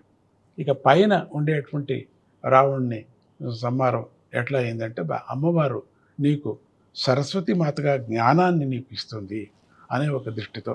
రెండోది హనుమంతుడు ముందు బ్రహ్మ, హనుమంతుడు చిరంజీవి ముందు బ్రహ్మ అవుతాడు కాబట్టి అక్కడ విశ్వరూపాన్ని మళ్ళీ ఒకరికొకరు చూసుకున్నారు, అమ్మవారికి హనుమంతుడు చూసుకున్నారు. అందుకని ఆ స్వామిని ఎవరు కొలుస్తున్నారో వాళ్ళకు జ్ఞానభిక్ష కలుగుతుంది అని చెప్పేసి, జ్ఞానము ఆరోగ్యము కలుగుతుంది అని చెప్పేసి కానీ 3 ఆంజనేయ స్వామిని పెట్టడం జరిగింది. మంచి స్వామి. ఇప్పుడు మన హిందూ ధర్మం ప్రకారము శివకేశవులు ఇద్దరు కూడా మనం భక్తితో పూజిస్తాం స్వామి. కొన్ని ఆలయాలు ద్రాక్షారం వెళ్ళని ఇటీవల నేను శ్రీకాళహస్తిను శివకేశవులు ఇద్దరు కూడా ఒకే ఆలయంలో ఒకే ప్రాంగణంలో కొలువై ఉన్నారనమాట. కానీ మనలో కొంతమంది విభేదాలు ఉన్నాయి స్వామి. అంటే విష్ణువే దేవుడు ఈశ్వరుడు కాదు, అసలు చెప్పాలంటే కొంతమంది రామేశ్వరంలో రాముడు అసలు శివుణ్ణే పూజించలేదు అని ఇట్లా భేదాలు ఉన్నాయి స్వామి. అంటే శివకేశవులు ఇద్దరు ఒకటే కదా, అంటే వేరు అయినా కూడా ఇద్దరు దేవుళ్ళే కదా, ఈ భేదం ఎందుకు స్వామి? భేదం ఎందుకు వచ్చిందంటే వాళ్ళ యొక్క గొప్పతనాన్ని చాటుకోవటానికి ఎవరినైనా ఒకరిని దూషించాల్సిందే, లేకపోతే వాళ్ళ గొప్పతనం బయటికి రాదు. యుద్ధం చేసేటప్పుడు ఒకరిది ఏదైనా ఒకటి చూడాలి. శంకరనారాయణ ఇద్దరు ఒకటే, శివకేశవులు భేదం చేయకూడదు అనకూడదు కూడా, మహాపాపం వస్తుంది కూడా అనే వాళ్ళు కూడా ఉన్నారు. శంకర భగవత్పాదులు అందుకే కదా ఆయన అవతారం చేసి షణ్మతాల్ని 6 మతాల్ని ఒక చోట చేర్చారు. శాక్తేయులు ఉండ్రి వాళ్ళు ఇంకా ఘోరం, శాక్తేయులు. గాణాపతిలు ఉండ్రి వాళ్ళు ఇంకా ఘోరం, గాణాపతి. వైష్ణవులు, శ్రీ వైష్ణవులు, శైవులు వీళ్ళంతా ఆ సమయంలో 6 చీల్కొని ఇంకా భయంకర ఘోరంగా ఉండేది. అది కొంచెం ఇంకా అట్లా తగ్గిపోతుంది, నిదానంగా తగ్గుతుంది, అది ఏం లేదు. అట్లా ఇంకా వచ్చేసింది. ఈ కలియుగం అంత్యం దగ్గరికి వచ్చేది లోపల అంతా పోతాయి, ఉండవు. ఎవరికెవరు రక్షణ చేసి ఇప్పుడు ఏదైనా ఒక భయంకరమైన ఏదైనా ఒకటి శబ్దం వినిపిస్తుంది, కులము గోత్రం ఏం తెలియదు, అందరూ ఒకటే పరిగెత్తిపోతారు. పడవలో ఒకటే అందరూ కూర్చుంటారు. పట్టణాలు తీసి వచ్చినటువంటిది అందరూ ఒకే పంచుకొని తింటారు, లేక తీసుకొనైనా తింటారు. అప్పుడు కులము భేదము ముట్టుకోవటము అవంతా లేదు, శివుడు విష్ణువు అనే ప్రశ్న లేదు. కలియుగం వస్తున్నది, తాపత్రయాలు అవుతాయి. అప్పుడు అందరూ కలిసిపోతారు. శివుడు లేదు, ఏమీ లేదు. ఈ చెప్పటానికోసం ఎంతో మహాత్ములంతా కష్టపడ్డారు. శంకర భగవత్పాదులు చాలా కష్టపడ్డారు. అన్ని చిన్న వయసులోనే భూమి అంతా తిరిగి వాళ్ళందరినీ ఒక చోట చేర్చారు. ఆయనకి ఎన్ని పరీక్షలు పెట్టారో తెలియదు. అటువంటి పరీక్షల్లో అంతా గెలిచి స్వామి ఆ షణ్మతాలను ఒకటి చేర్చారు. చేరకపోతే ఇంకా ఘోరంగా ఉండేది, ఇంకా స్పీడ్గా ఉండేది. ఈ స్పీడ్ తగ్గుతుంది, అదొక నమ్మకం మనకుంది. అందుకని ఇక్కడ శివుణ్ణి ఆరాధన చేసేటప్పుడు అక్కడ కింద ఉండేది బ్రహ్మ, ఒక పాణిఘట్టం, మధ్యలో ఉండేది విష్ణువు, తర్వాత శివుడు. అది తెలుసు అందరికీ కూడా. తెలిసినప్పటికి కూడా నా శివుడిదే, అంగళ్ళు వ్యాపారం లాగా అది. నా శివుడిదే, నా తత్వం వేరే, మీ తత్వం వేరే, అట్లా చెప్పుకుంటే కదా. అది నా రుచి వేరే, నా హోటలు, నా రుచి వేరే, అట్లా చెప్తే కదా. ఇది ఆంతరాత్మంగా ఖండితంగా తప్పు కాదు. ఇది వీళ్ళు చేసుకునేటువంటి వాళ్ళు గోడ నిర్మించుకున్నారు. వాళ్ళు గోడ నిర్మించుకొని వాళ్ళకు వాళ్ళు గెర వేసుకొని వాళ్ళకు వాళ్ళు ఇంతే నాది ఇంతేనే, వేరే లేదు ప్రపంచం, దీన్ని నుంచి వెళ్ళొద్దండి మీరు. ప్రతి మతంలో ఉంది. నా దేవుడినే కొలుసు, లేకపోతే నరకము మరి స్వర్గము అని మాట్లాడుతున్నారు. పైగా నీది లేదంటున్నారు, నీ దేవుడు లేదంటున్నారు, నా దేవుడు మాత్రమే అంటున్నారు. ఇది మాయ. ఇది మనం ఇద్దరు సరిపోదు, సరిచేయటానికి వీలు లేదు. అది అట్లా జరుగుతుంది. అది దాని కాలమే చూసుకుంటుంది. ఇంతకీ రామేశ్వరంలో శ్రీరాముల వారు ఈశ్వరుని పూజించారా స్వామి? అన్ని కల్పాలు వేరే ఉన్నాయి. ఓకే. కొన్ని కల్పాల్లో లేదన్నారు, కొన్ని కల్పాల్లో ఉందని. ఏ కల్పం ఎవరు పట్టుకుంటాడో వాడికి అది అంతే. సో మీ చిన్న అనుమానము, అమ్మగారు వినాయక విగ్రహం ఉంది, దాని గురించి ఒకసారి వివరిస్తారా? అమ్మగారు అంటే జయలక్ష్మి మాత, నా గురువు ఆయనే, ఆవిడే నా గురువు. ఆయన గురువు దత్తాత్రేయుడు, ఆమె గురువు. అట్లా పరంపరంగా వాళ్ళు సంగీతంలో, యోగంలో వాళ్ళు ముందు వచ్చిన వాళ్ళకి స్వామి జన్మించారు. అటువంటి జగన్మాత 9 ఏళ్ళ లోపలే అమ్మవారు నాకు ఉపదేశం చేసి నీకు ఒక పాషాణం దొరుకుతుంది అని, ఒక రాయి పాషాణం దొరుకుతుంది, ఆ రాయిని దగ్గర పెట్టుకుని వారు. ఎప్పుడు దొరుకుతుంది, ఎక్కడ దొరుకుతుంది ఏం చెప్పలేదు అని అంటూ ఉపదేశం చేసింది. హనుమంతుడి దగ్గరే వెళ్ళి ఉపదేశం చేశారు నాన్నగారు కూడా. ఆ బొమ్మేపర్తిలో ఆ సంజీవని హనుమంతుడు ఉన్నాడు కదా, ఆలయం, ఉమ్మడి అనంతపురం జిల్లా రాప్తాడు నియోజకవర్గం. తెలుస్తుంది కదా మీకు, వెళ్ళి అడగండి హనుమంతుడిని, ఏం స్వామి మీ దగ్గర ఉన్నారా అని. అక్కడ ఉపదేశం జరిగింది నాకు. అమ్మగారు కూడా అక్కడే చేస్తుంది. అందుకని అమ్మ నాకు గురువు. అమ్మనే సంగీతం నేర్పించింది. అమ్మనే నాకు ఇవన్నీ సూత్రాలు చెప్పి 12 సూత్రాలతో నేను బతుకుతున్నాను. అదే జీవితం నాది. ఆ అమ్మ గణపతిని నువ్వు పట్టుకో అని చెప్పింది అంతే. ఉపదేశం చేసేటప్పుడు స్వామి ఉపదేశం చేసేటప్పుడు స్వామి అగ్నిలో కనపడి నేను తొందరగా దొరుకుతా నీకు అని, అంతే. అది అంతటితో అయిపోయి ఆ 11 అయిపోయింది. 12వ సంవత్సరం 13, 14వ సంవత్సరానికి ఒక పాషాణం దొరికింది. అంటే ఒక రాయి. ఆ రాయిలో శబ్దం వచ్చేది, ఓంకారం. దాన్ని చెవిలో పెట్టుకుంటే, ఈ చెవిలో పెట్టుకొని వింటూ అన్ని విధాలమైనటువంటి పాఠాలు నాకు దాని నుంచి వచ్చాయి. సో అది గణపతి నాకు గురువు గారు. అమ్మ అయిన తర్వాత గణపతిని ప్రత్యక్ష, అందుకని గణపతి సచ్చిదానంద అని పేరు పెట్టేసుకున్నారు. గణపతితో ఉండే గణపతి సచ్చిదానంద స్వామి. అందుకని అమ్మవారిని పుట్టు అంటాం, దీన్ని గమ్ అంటాం. పుట్టు గమ్ అనేటువంటి దాంతో అంత ప్రచారం జరిగింది కొన్ని రోజులు. అందుకని ఇక్కడ 3 పెట్టుకోవటం జరిగింది. మీరు అన్నారు కదా స్వామి, ఇప్పుడు గణపతి సచ్చిదానంద స్వామి, గణపతి అన్నారు కదా, గణపతి ఫస్ట్ గణపతి హోమాలు, గణపతి పూజలు అన్ని చేశారు. పరంపర మళ్ళా దత్తపీఠంగా చేసాము. ఎందుకంటే దత్తాత్ర చెప్పాను కదా, దత్త సంప్రదాయం. ఓకే. అమ్మగారు మూల దత్త సంప్రదాయం వాళ్ళది. వాళ్ళ ముత్తాత గారు, వీళ్ళ పెదనాయన గారు సమాధి ఇప్పటికీ ఉంది ఇక్కడ మేకేదాట్లో. ఆయన సుబ్బయ్య యోగి అని చెప్పేసి అంటారు. ఇప్పటికీ వెళ్ళి ఆ సమాధిలో వందలాది మంది వెళ్ళి ఆ మృత్తికను తీసుకొని వెళుతూ ఉంటారు. అంత నమ్మకం ఆ ప్రజలకు. అంతా సో వాళ్ళంతా దత్త సంప్రదాయం వాళ్ళు. సో ఆ దత్త సంప్రదాయం మనం పట్టుకుంది. ఆ దత్తాత్రేయుడు ఎవరో ఇక్కడికి రావటం, ఆ స్వామీజీకి శ్రీపాద వల్లభుడు చేసినటువంటి పాదుకులు పూజ విగ్రహాన్ని ఇవ్వటం, మూల విగ్రహాన్ని ఇక్కడ పెట్టుకోవటం, ఇవన్నీ అమ్మ నుంచి కలిగాయి. అమ్మగారి గురించి తెలుసుకోవాలంటే గురుగారు ఒకసారి చెప్పండి. ఒక గురువుకి, ప్రతి గురువుకి కూడా ఒక గురువు ఉంటారు గురుగారు. అలాగే మీకు కూడా తొలి గురువు అమ్మగారైన విజయలక్ష్మి గారే మీ అమ్మగారే తొలి గురువు అంటారు గురుగారు.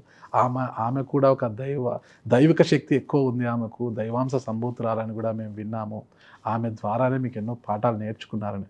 ఒకసారి అమ్మ గురించి నేను పూర్తిగా తెలుసుకోవాలని గురుగారు. అమ్మ గురించి నేను ఎంత చెప్పినా చాలదు.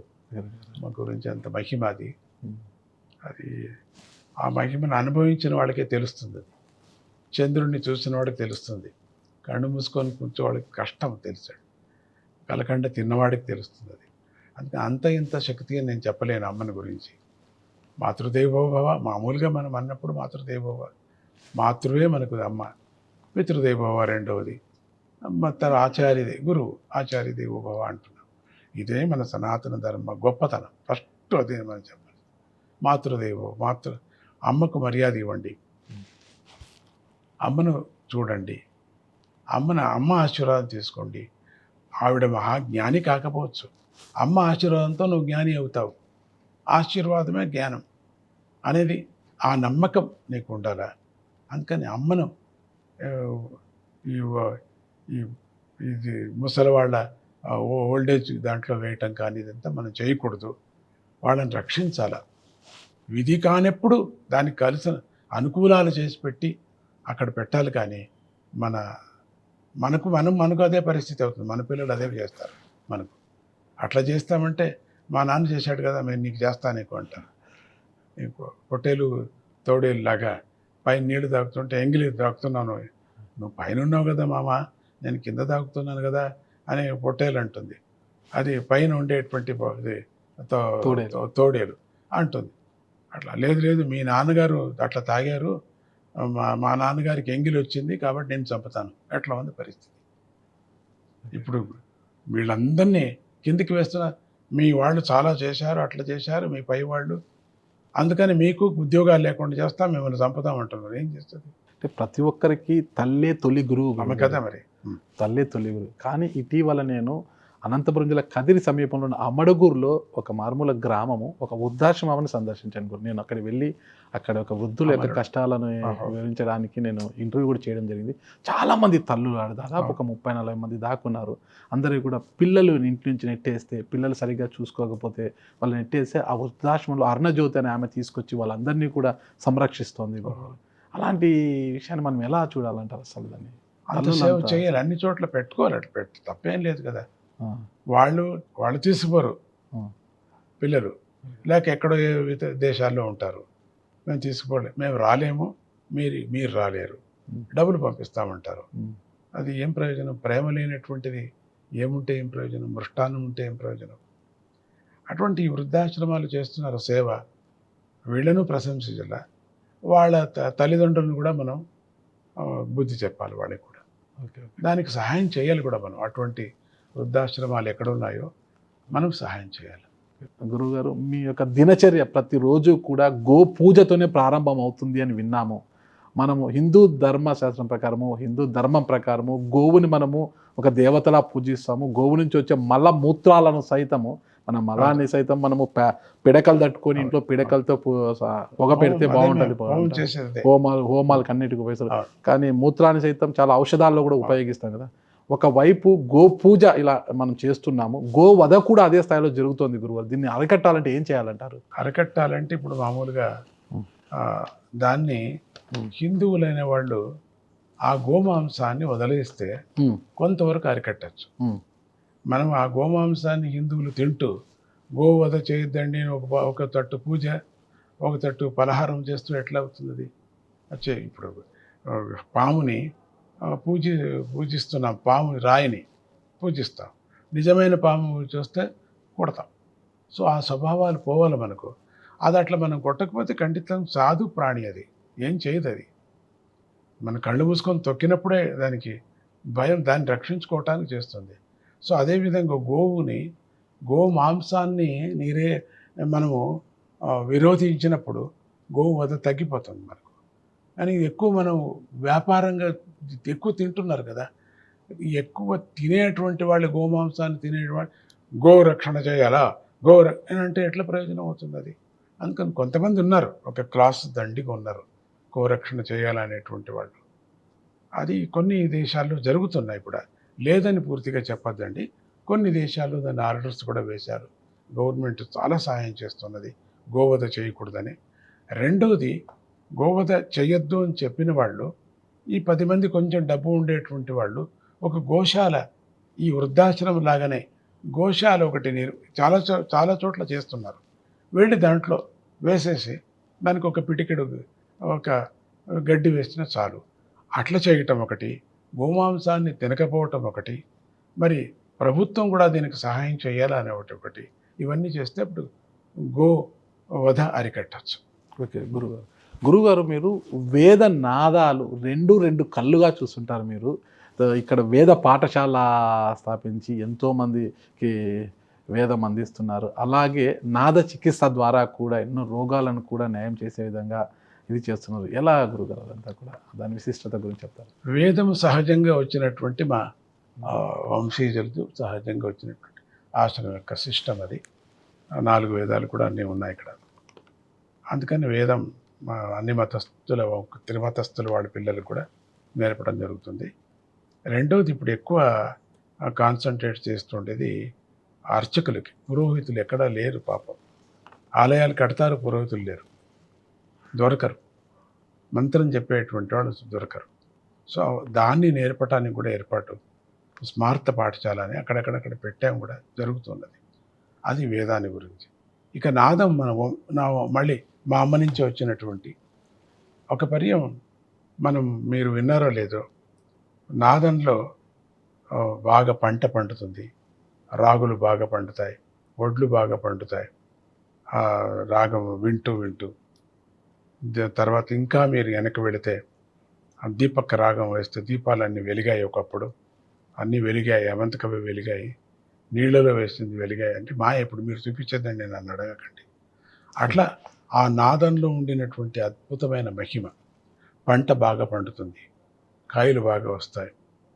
అట్లనే గోవులు మంచి పాలు ఇస్తాయి. మేత పెట్టాలా, మేత లేక ఊరికే చేస్తానంటే చేయను కదా. మేత పెడితే మంచి పాలు ఇంకా ఎక్కువ వస్తాయి. అంత నాదంలో అంత ఎనర్జీ ఉంది. ఇప్పుడిప్పుడే సైంటిస్ట్ అంతా కనిపెట్టి మనకు అందిస్తున్నారు కూడా. ఇంకా మంచిది అది. నాదంలో అంత భయంకరమైనటువంటి వైబ్రేషన్తో లోపల ఉండేటువంటి వ్యాధిని నయం చేయొచ్చు అటువంటి శక్తి నాదంలో ఉన్నది. పూర్వంలో అంతా నాదమయం, నాదంలోనే పరమాత్ముని చేరేటువంటి నాదమే బ్రహ్మ, నాదమే ఆ బ్రహ్మతత్వం. దహరాకాశం, ఏది మనకు అవకాశం లేనటువంటిది అదే ఈ అవకాశం లేనటువంటిది. ఇదంతా ఏదుందో అదే నాదం. దీంట్లో కూడా నాదం ఉంది, చెట్టులో నాదం ఉంది, ఒక వస్త్రంలో నాదం ఉంది. అందుకని ఈరోజు చెట్లకు పెట్టి నాదాన్ని చూస్తున్నాం మేము. దాని నుంచి వచ్చేటువంటి వైబ్రేషన్స్, దాని నుంచి వచ్చేటువంటి ఆరా, ఏ సిస్టమ్ ఏముందో అది. అట్లా గ్రాఫిక్ సిస్టమ్, దాని గ్రాఫిక్ ఉంది దాంట్లో. ఆ గ్రాఫిక్లు ఇప్పుడు ఈసీ కనిపెట్టడం, ఇక్కడ పెడుతుంటే ఈసీ వస్తూ ఉంటుంది కదా. వాళ్ళు ఆ గ్రాఫిక్ చూసి చెప్తారు ఎంతెంత పోతుంది, ఎంతెంత వస్తున్నది, ఎంత తగ్గింది, ఎక్కడెక్కడ తగ్గింది, ఏది చిన్నది ఎట్లా ఉంది, పెద్దది ఎట్లా ఉంది కనిపెట్టి హార్ట్ ప్రాబ్లం ఉంది అని ఏదో ఒకటి తీర్మానం చేస్తారు డాక్టర్స్. సో అదే మాదిరిగా ఈ చెట్లు కూడా అదే విధంగా ఉన్నది. చెట్లు, చిన్న చిన్న చెట్లు, 10,000 బోన్సాయి చెట్లు తీసుకొచ్చి పెట్టాం. ప్రతి బోన్సాయి చెట్లో కూడా ఒక ఎనర్జీ ఉంది, విశేషమైన ఎనర్జీ, విశేషమైన ఆరో సిస్టమ్, విశేషమైన గ్రాఫిక్స్, దాంట్లో కలర్స్ కూడా ఉన్నాయి. అది చూసి నాదం ఇప్పుడు మేము ప్రయోగం చేసుకుంటున్నాం. అది చూసి ఆ గ్రాఫిక్ చూసి ఇది ఉండొచ్చు అని పెడుతున్నాం. అది ఎక్కువ పెట్టినప్పుడు అది ఎక్కువ ఇంకా గ్రాఫిక్స్, కలర్స్ చూపిస్తున్నది అంటే దాంతో. సో అది బాడీలో ఎట్లా పెడతారు మీరు అంటే, మన బాడీలో కూడా బుద్ధి, మన ఆత్మ అని చెప్తున్నా. శరీరం అంతా ఆత్మని, అది వేరే ఆధ్యాత్మికంగా వేరే మాట్లాడతాను నేను. ఇప్పుడు సంగీతపరంగా మాట్లాడుతున్నా. ఆత్మ దీంట్లో ఉండేటువంటి నర్వ్స్ మూలాధారం నుంచి సహస్రం వరకు ఈ 72 నాడువులు ఉన్నాయి మనకు. వేల నాడువులు, 72,000 నాడు. దాంట్లో 14 నాడువులు వేగస్ నాడు. దీన్నంతా ప్లెక్సస్ అంటున్నాం, బ్రహ్మనాడి అంటున్నాం, గ్రంథి విష్ణు నాడి అంటున్నాం. ఇవన్నీ కూడా నాడుల్లో ఒక్కొక్క నాడిలో రోగం రావటానికి కారణం ఏమిటి? ఒక్కొక్క నాడి పోతూ ఉంటుంది, పోయినప్పుడు ఒక్కొక్క రోగం వస్తూ ఉంటుంది. దాన్ని చేయటానికి ఇంకొక మందు తీసుకోవటం, దాన్ని చేయటానికి ఇన్ని మందులు వాడాల్సి వస్తూ ఉంటుంది. అలోపతికి అంతే, ఆయుర్వేదిక్ కూడా అంతేనే. వాళ్ళు ప్రయోగం చేస్తున్నారు, వీళ్ళు ప్రయోగం. ఒక రోగి మీద ప్రయోగాలే జరుగుతున్నాయి కానీ పూర్తిగా నయమైంది అనే లోపల ఏం చేస్తున్నాడు? అపత్యం అయిపోతున్నాడు. పత్యం చేయడిక. ఆ ట్రీట్మెంట్ అయ్యే వరకే పత్యం చేస్తున్నారు, బయటకు వచ్చిన తర్వాత మళ్ళీ వస్తున్నది. సో వైద్యం మీద నమ్మకం పోతున్నది. నువ్వు చేసే తప్పు చెప్పరు వాళ్ళు, దీన్ని చెప్తున్నారు. ఇంత తీసుకున్నా కూడా మనకు అపత్యం చేస్తున్నారు కదా వీళ్ళు, పత్యం లేదు వీళ్ళు. సో కాబట్టి అటువంటి నర్వ్స్లో ఉండినటువంటి శబ్ద తరంగాలతో ఆ చచ్చిపోయినటువంటి నాడుని బతికించవచ్చు. అప్పుడు నీకు హీలింగ్ అవుతున్నది. ఇప్పుడు శరీరాన్ని మీరు ఊరికే ఇట్లా కొట్టుకోండి, ఇక్కడ రక్త సంచలనం అవుతుంది. మామూలుగా ఇక్కడ చెయ్యి నొప్పి వచ్చినప్పుడు చెయ్యిని కొట్టుకోండి. ఎందుకు నొస్తుంది అంటే సంచారం లేనిది కాబట్టి. అది రక్త సంచారం, దానికి బ్లడ్ సర్క్యులేషన్స్ బాగుంటే బాగా అయిపోతుంది. ఇక్కడ కూడా అంతే. చాలామందికి జిలా జిలా అంటారు, మసాజ్ చేసుకోండి, దిన్నము పోతుంది. సో కాబట్టి అట్లా ఈ నాదంతో అంటే శబ్దంతో అనేక విధమైన శబ్దాలు, దాంట్లో రాగాలు, దాంట్లో లిరిక్స్, ఊరికే అట్లా అనకూడదు కదా అనే దృష్టితో దానికి లిరిక్స్, రాగాలు, ఆ శబ్దాన్ని అక్కడ ప్రయోగం చేయటం. చేసినప్పుడు నీలో ఉండినటువంటి నరువు ఎవరు వింటున్నారో ఆ నరువు లోపల ఉండేటువంటి నరువు ఉత్తేజనం అవుతుంది, అంటే బతుకుతుంది. మందులతో పాటు అంటే ఇప్పుడు నువ్వేం మందు మానేసి రాగమే కడుపు నొప్పి కళ్యాణి రాగం వినో అట్లా అని చెప్పకూడదు కదా. తలకాయ నొప్పి మోహన్ రాగం వినో, అది ఎట్లా అవుతుంది? అది అనాసిన్ తీసుకున్నట్టు అవుతుంది. అది కాదు, అట్లా కాదు. డబ్బాలు పెట్టుకుంటారు, తలకాయ నొప్పికి ఒకటి మాత్ర, అందరూ జిప్పులో పట్టుకొని పోతూ ఉంటారు.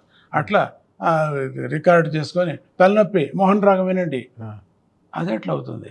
తలనొప్పికి నువ్వు మాత్ర వేసుకోవాలా. తలనొప్పికి మాత్రం నువ్వు ఏది హోమియోపతి తీసుకుంటున్నావో, అలోపతి ఏదో ఆయుర్వేదిక్ తీసుకుంటున్నావో, సిద్ధ ఔషధి తీసుకుంటున్నావో, ఏదో ఒకటి అది వేసుకుంటూ కొన్ని నియమాలు పాటించాలా. నియమం నాకు వద్దు మందు వేసుకున్నానంటే ఎట్లా అవుతుంది? నియమాలు పాటిస్తూ తీసుకున్నప్పుడు మోహన రాగం విను, తలకాయ నొప్పి పోతుంది. ఇది సహాయం చేస్తుంది అన్నమాట. ఇది రాగం యొక్క తత్వం. దత్తపీఠం విశిష్టత గురించి ఒకసారి అయ్యో, ఒకటి కానీ రెండు కానీ చెప్పడం. మేము 66లో ఇక్కడికి రావటం జరిగింది. కేసరి స్వామి అని పిలిచేవారు, అంటే బురద స్వామీజీ నా పేరు. బురదలో ఉండిన స్వామీజీ కేసరి స్వామీజీ, కాలోని పేరు అది. అక్కడ ఎలక్ట్రిసిటీలో ఒక భక్తుడి ఇంట్లో ఉండి అమ్మ నుంచి చిక్కమ్మ, మాకు అమ్మ చెల్లెలు, తాత అమ్మ నాన్నగారు తాతగారు ఉండేవారు, అమ్మమ్మ. అక్కడి నుంచి స్వామీజీ రావటం జరిగింది. బయటికి రాలేదు, అక్కడే ఉండటం. అట్లా అక్కడి నుంచి వాళ్ళకి జనానికి విపరీతమైన జనం, కొన్ని వేల జనం. ఏం మహిమ చూశారో తెలీదు. వాళ్ళని అడగాలి ఒక్కొక్కరిని వెళ్ళి, ఏమిటి చూశారు మీరు స్వామీజీలో? వాళ్ళంతా పరివర్తన. సో అది చాలక ఇక్కడికి స్వామికి ప్రేరేపణ కావటం. ఇక్కడ నేను ఇక్కడ ఉన్నానని, ఇక్కడ ఈ స్థలము మహారాజులు వాళ్ళందరూ కూడా తపస్సుకు ఉపయోగించేవారు. ఇక్కడ ఒక భైరవ ఆలయం ఉంది, చూడాలి మీరు. ఈ భైరవ ఆలయంలో ఒక సొరంగం ఉంది. ఆ సొరంగంలో ఎంతోమంది తపస్సు చేశారని అంటారు. స్వామీజీకి ఇది కావాలా అని చెప్పి రావటం, అక్కడ అప్పటికప్పుడే వాళ్ళు ఓనర్స్ అందరూ ఇవ్వటం, అంతా మీకే అది అని చెప్పటం. అది ఒకటి కాదు మహిమ, దత్తపీఠ మహిమ. ఆ సొరంగాన్ని పిల్లలు వెళ్ళటం, అట్లా 1 మైలు వెళ్ళాను అనటం, ఏంటిది తాపత్రయం అని చెప్పేసి దాన్ని క్లోజ్ చేసి అక్కడ భైరవ ఆలయాన్ని ఒకటి ఏర్పాటు చేసి. సో అంత ఎనర్జీ ఉండినటువంటి స్థలం ఇది. రెండవది 200 సంవత్సరాల నుంచి ఉండేటువంటి ఒక కళ్యాణి ఉంది. అది ఇక్కడికి వచ్చి గణపతి విసర్జన చేసేవారట మొదట. ఆ కళ్యాణి కూడా బాగు చేయించడం జరిగింది. అదైన తర్వాత ఎదురుగా ఉండేటువంటి వెంకటరమణ స్వామి ఆలయం కట్ట దిన్నము గోపికలు వచ్చి స్నానం చేసినట్టుగా గజ్జల శబ్దంగా ఈ స్థలం దాంట్లో ఇక్కడ నేను విష్ణు ఆలయాన్ని కట్టాలా అని, విష్ణు ఉన్నాడేమో ఇక్కడ ఉన్నాడేమో అనే ఒక పద్ధతిలో ఆ స్థలం మనకు రావటం చాలా విచిత్రంగా రావటం. నేను ఆలయం కట్టే పరిస్థితి లేదు, తంబూరానే మాది ఆలయం, అంటే భజన సంకీర్తనా పద్ధతే నాది, ఆలయాలు లేవు అనే ఉల్టా అయిపోయింది అంత మొత్తం. ఎక్కువ ఆలయాలే అయిపోయాయి, సంగీత పద్ధతి కొంచెం వెనకపోయిందేమో అనుకోవచ్చు. అట్లా అయిపోయాయి. అట్లా స్వామిని అక్కడ ప్రతిష్ఠ చేయటం, ఎవరో రావటం, అది ఒక్క మాట చెప్పలేను, 2 మాటలు చెప్పలేను. ఒకటొకటి చరిత్ర ఉంది ఆ ఆలయాన్ని అక్కడికి కట్టడం. సో 10 మందికి జీవనం అవుతున్నది. ఇది వేరే ఆ కళ్యాణి కూడా మహిమ. మొత్తానికి ఈ భూమి అంతా కూడా తపస్సుతో నిండినటువంటి ఒక భూమి, తపోభూమి.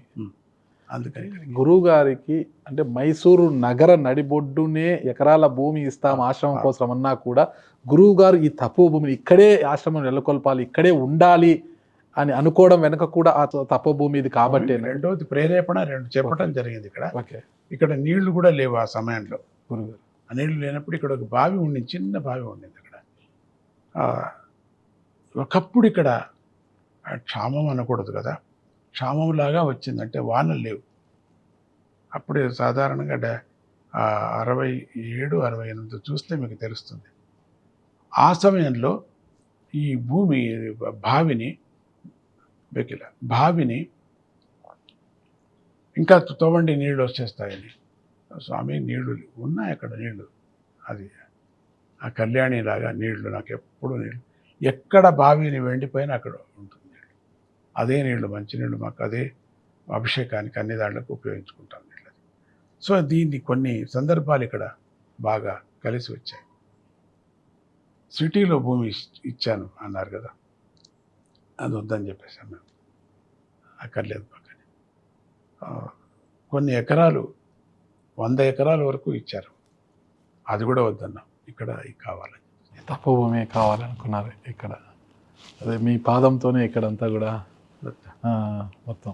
అంటే మన దక్షిణ భారతదేశంలో తీసుకుంటే ఇప్పుడున్న తెలుగు రాష్ట్రాలతో పాటు తమిళనాడు, కర్ణాటకలో ఒకప్పుడు నాకు తెలిసి ఒక 50 సంవత్సరాల క్రితం వరకు కూడా దత్తాత్రేయుడి యొక్క మహిమ గురించి ఎవరికి పెద్దగా తెలియదు. గురువుగారు మీరు ఇక్కడ వచ్చి అవధూత దత్తపీఠం మీరు ప్రారంభించిన తర్వాత, ఏర్పాటు చేసిన తర్వాతనే మన దక్షిణ భారతదేశంలో మొత్తం కూడా దత్తాత్రేయుడి యొక్క మహిమల గురించి తెలుసుకున్నాడు. దత్తుడికి చాలామంది భక్తులు కూడా అయ్యారు. అంత ప్రచారం ఎలా చేయగలరు? అది అయిపోయింది అట్లంతే, అదే స్వామీజీ అదంతకదే చేశారు, అయిపోయింది. మహారాష్ట్రలో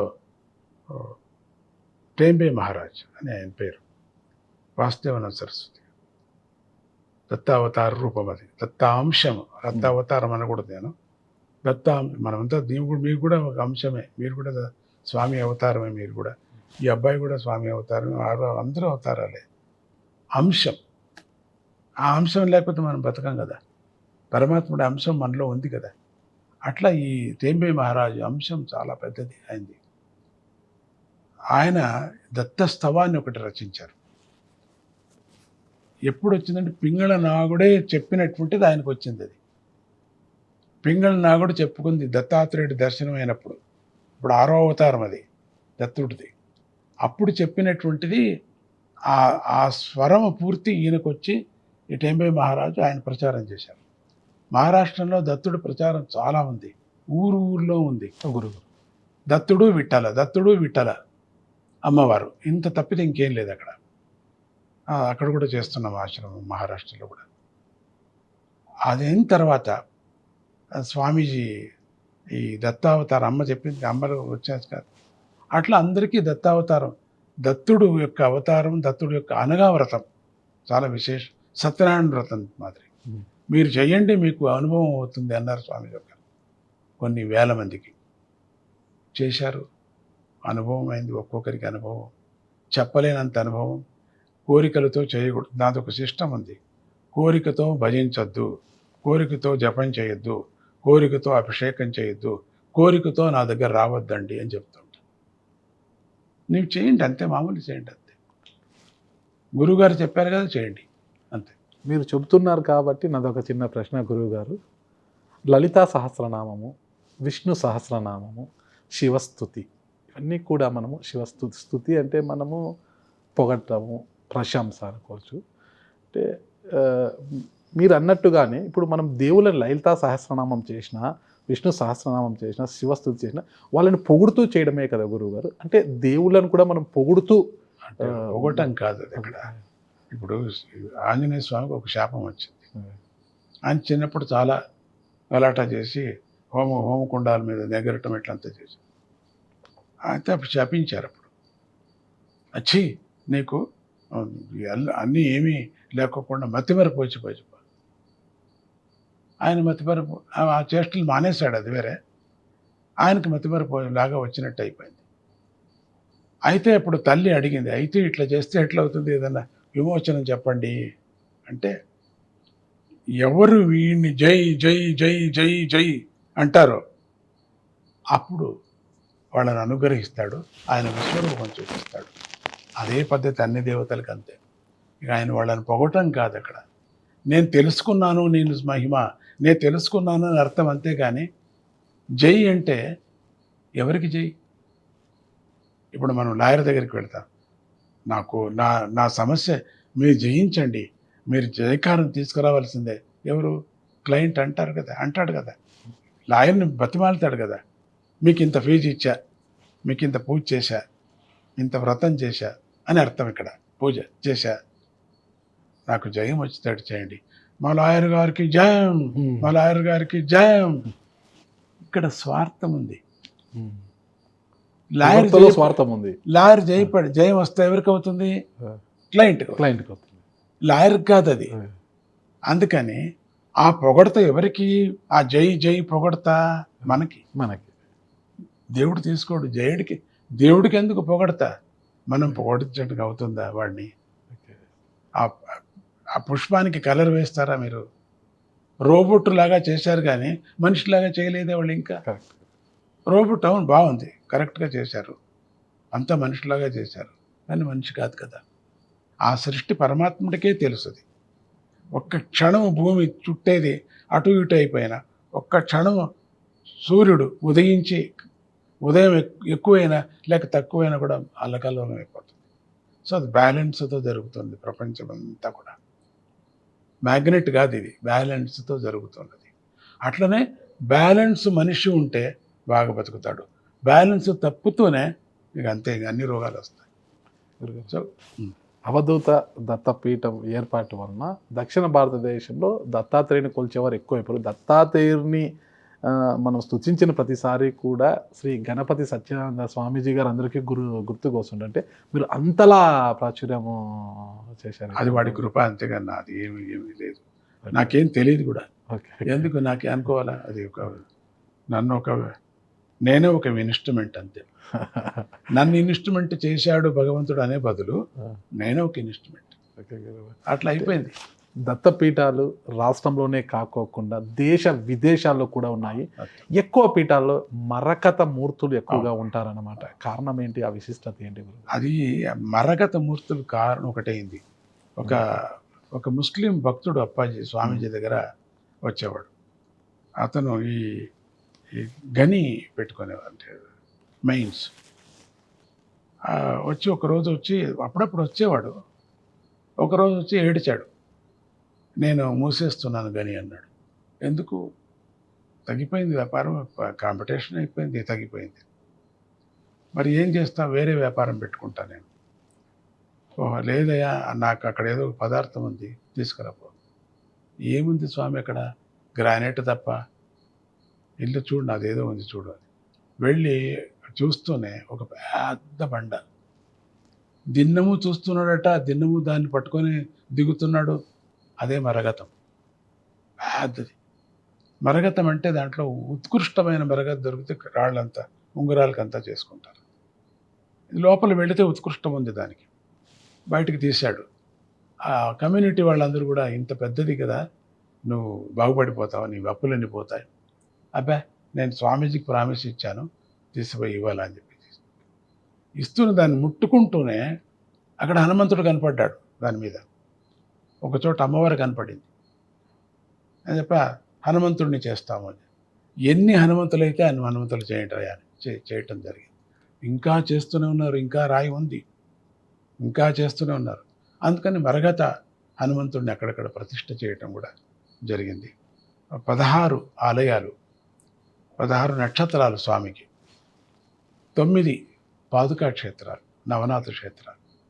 ఇది కాక దండికి పాదుక 106, 107 ఆలయాల వరకు స్వామిది హనుమంతుడి జతకు దత్తుడి జతకు చేయటం జరిగింది. గురుగారు ఇటీవల నాకు తెలిసి నవంబర్ 9 అనుకుంటా విశాఖపట్నంలో మీరు అవును భగవద్గీత అఖండ పారాయణ, అది కూడా 6,000 మందితో 5 సంవత్సరాల పిల్లవాడి నుంచి పాప బాబు నుంచి 85 సంవత్సరాల వృద్ధుల వరకు హాజరు 6,000 మందితో భగవద్గీత అఖండ పారాయణం చేశారు.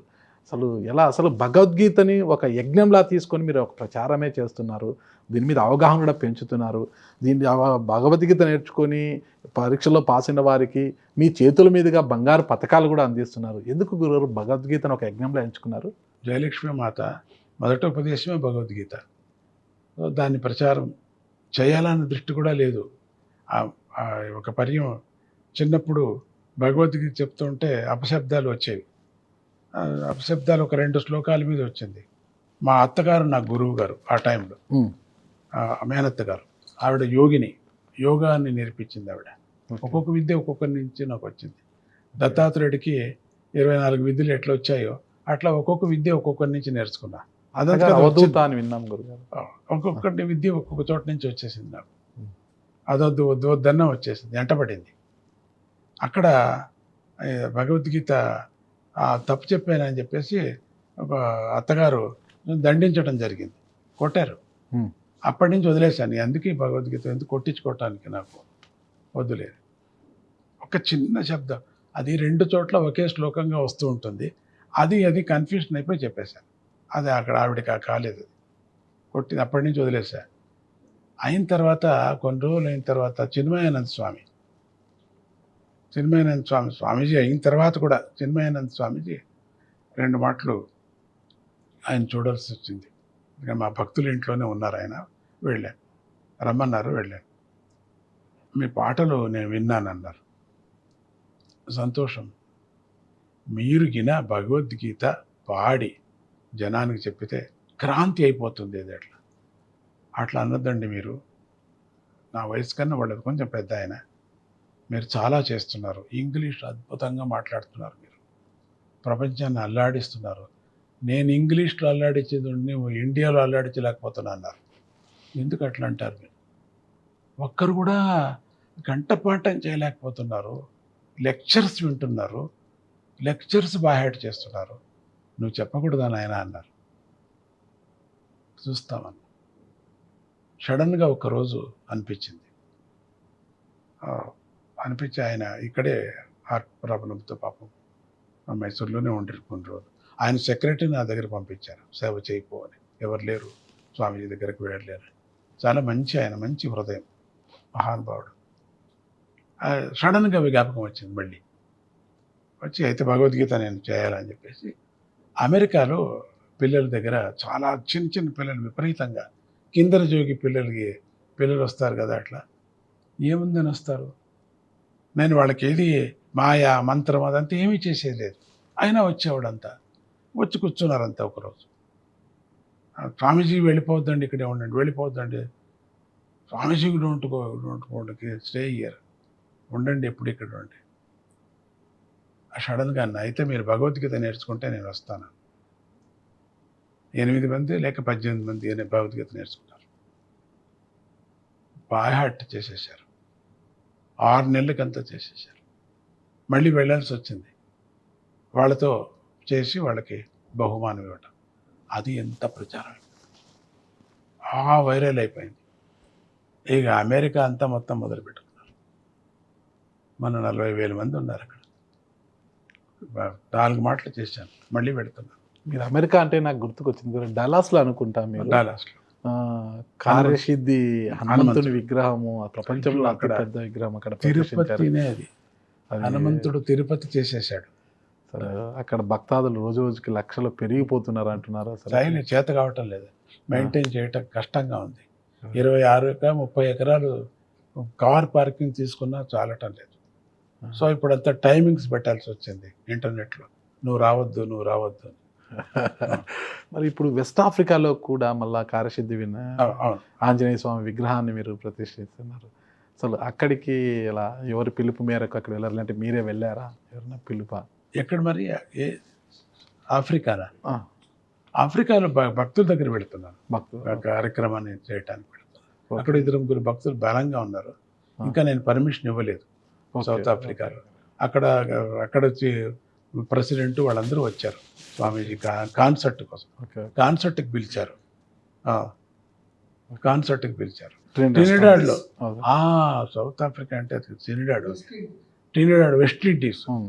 అక్కడ భయంకరంగా చాలా పెద్ద 85 అడుగులు వెస్ట్ ఇండీస్లో. వెస్ట్ ఇండీస్ 85 అడుగులు. ఇంట్లో కూడా స్వామీజీ రాముడి ఫోటో, హనుమంతుడి ఫోటో, స్వామీజీ ఫోటో పెట్టుకుని అన్ని చోట్ల ఉన్నాయి అక్కడ. ఉమ్. అక్కడ అరిపో రివర్ అని చెప్పేసి, ఆర్యప్ప రివర్ అని చెప్పేసి కాళిదాస్ కవిత్వంలో ఒక చోట వస్తుంది అరిపో అనేటువంటిది. అక్కడ ఒక నది ఉంది అని, ఆ నదిలో వెళ్ళి నేను స్నానం చేయాలని 76లో వెళ్ళా. అక్కడ వెళ్ళినప్పుడు అక్కడ ఒక 2 పరిచయం వాళ్ళు ఉన్నారు.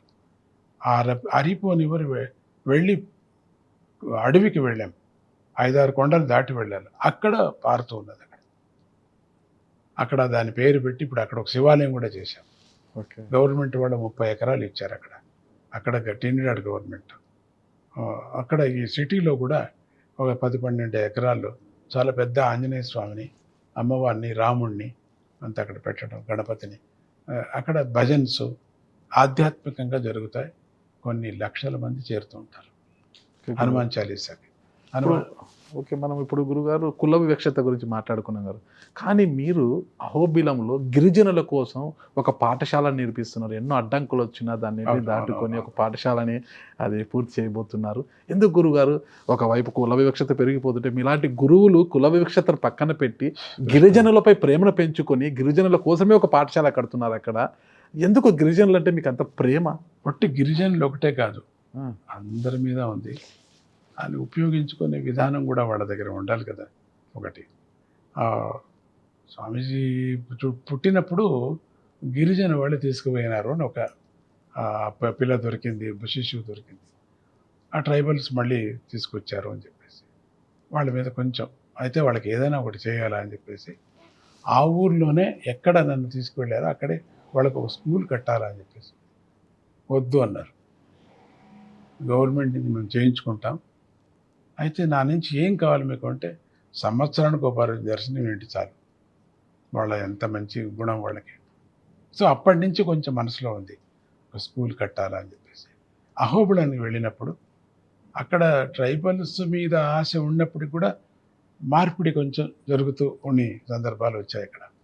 అది అరికట్టాలా అని చెప్పేసి కొంచెం హడావుడి చేయను నేను ఎప్పుడు కూడా.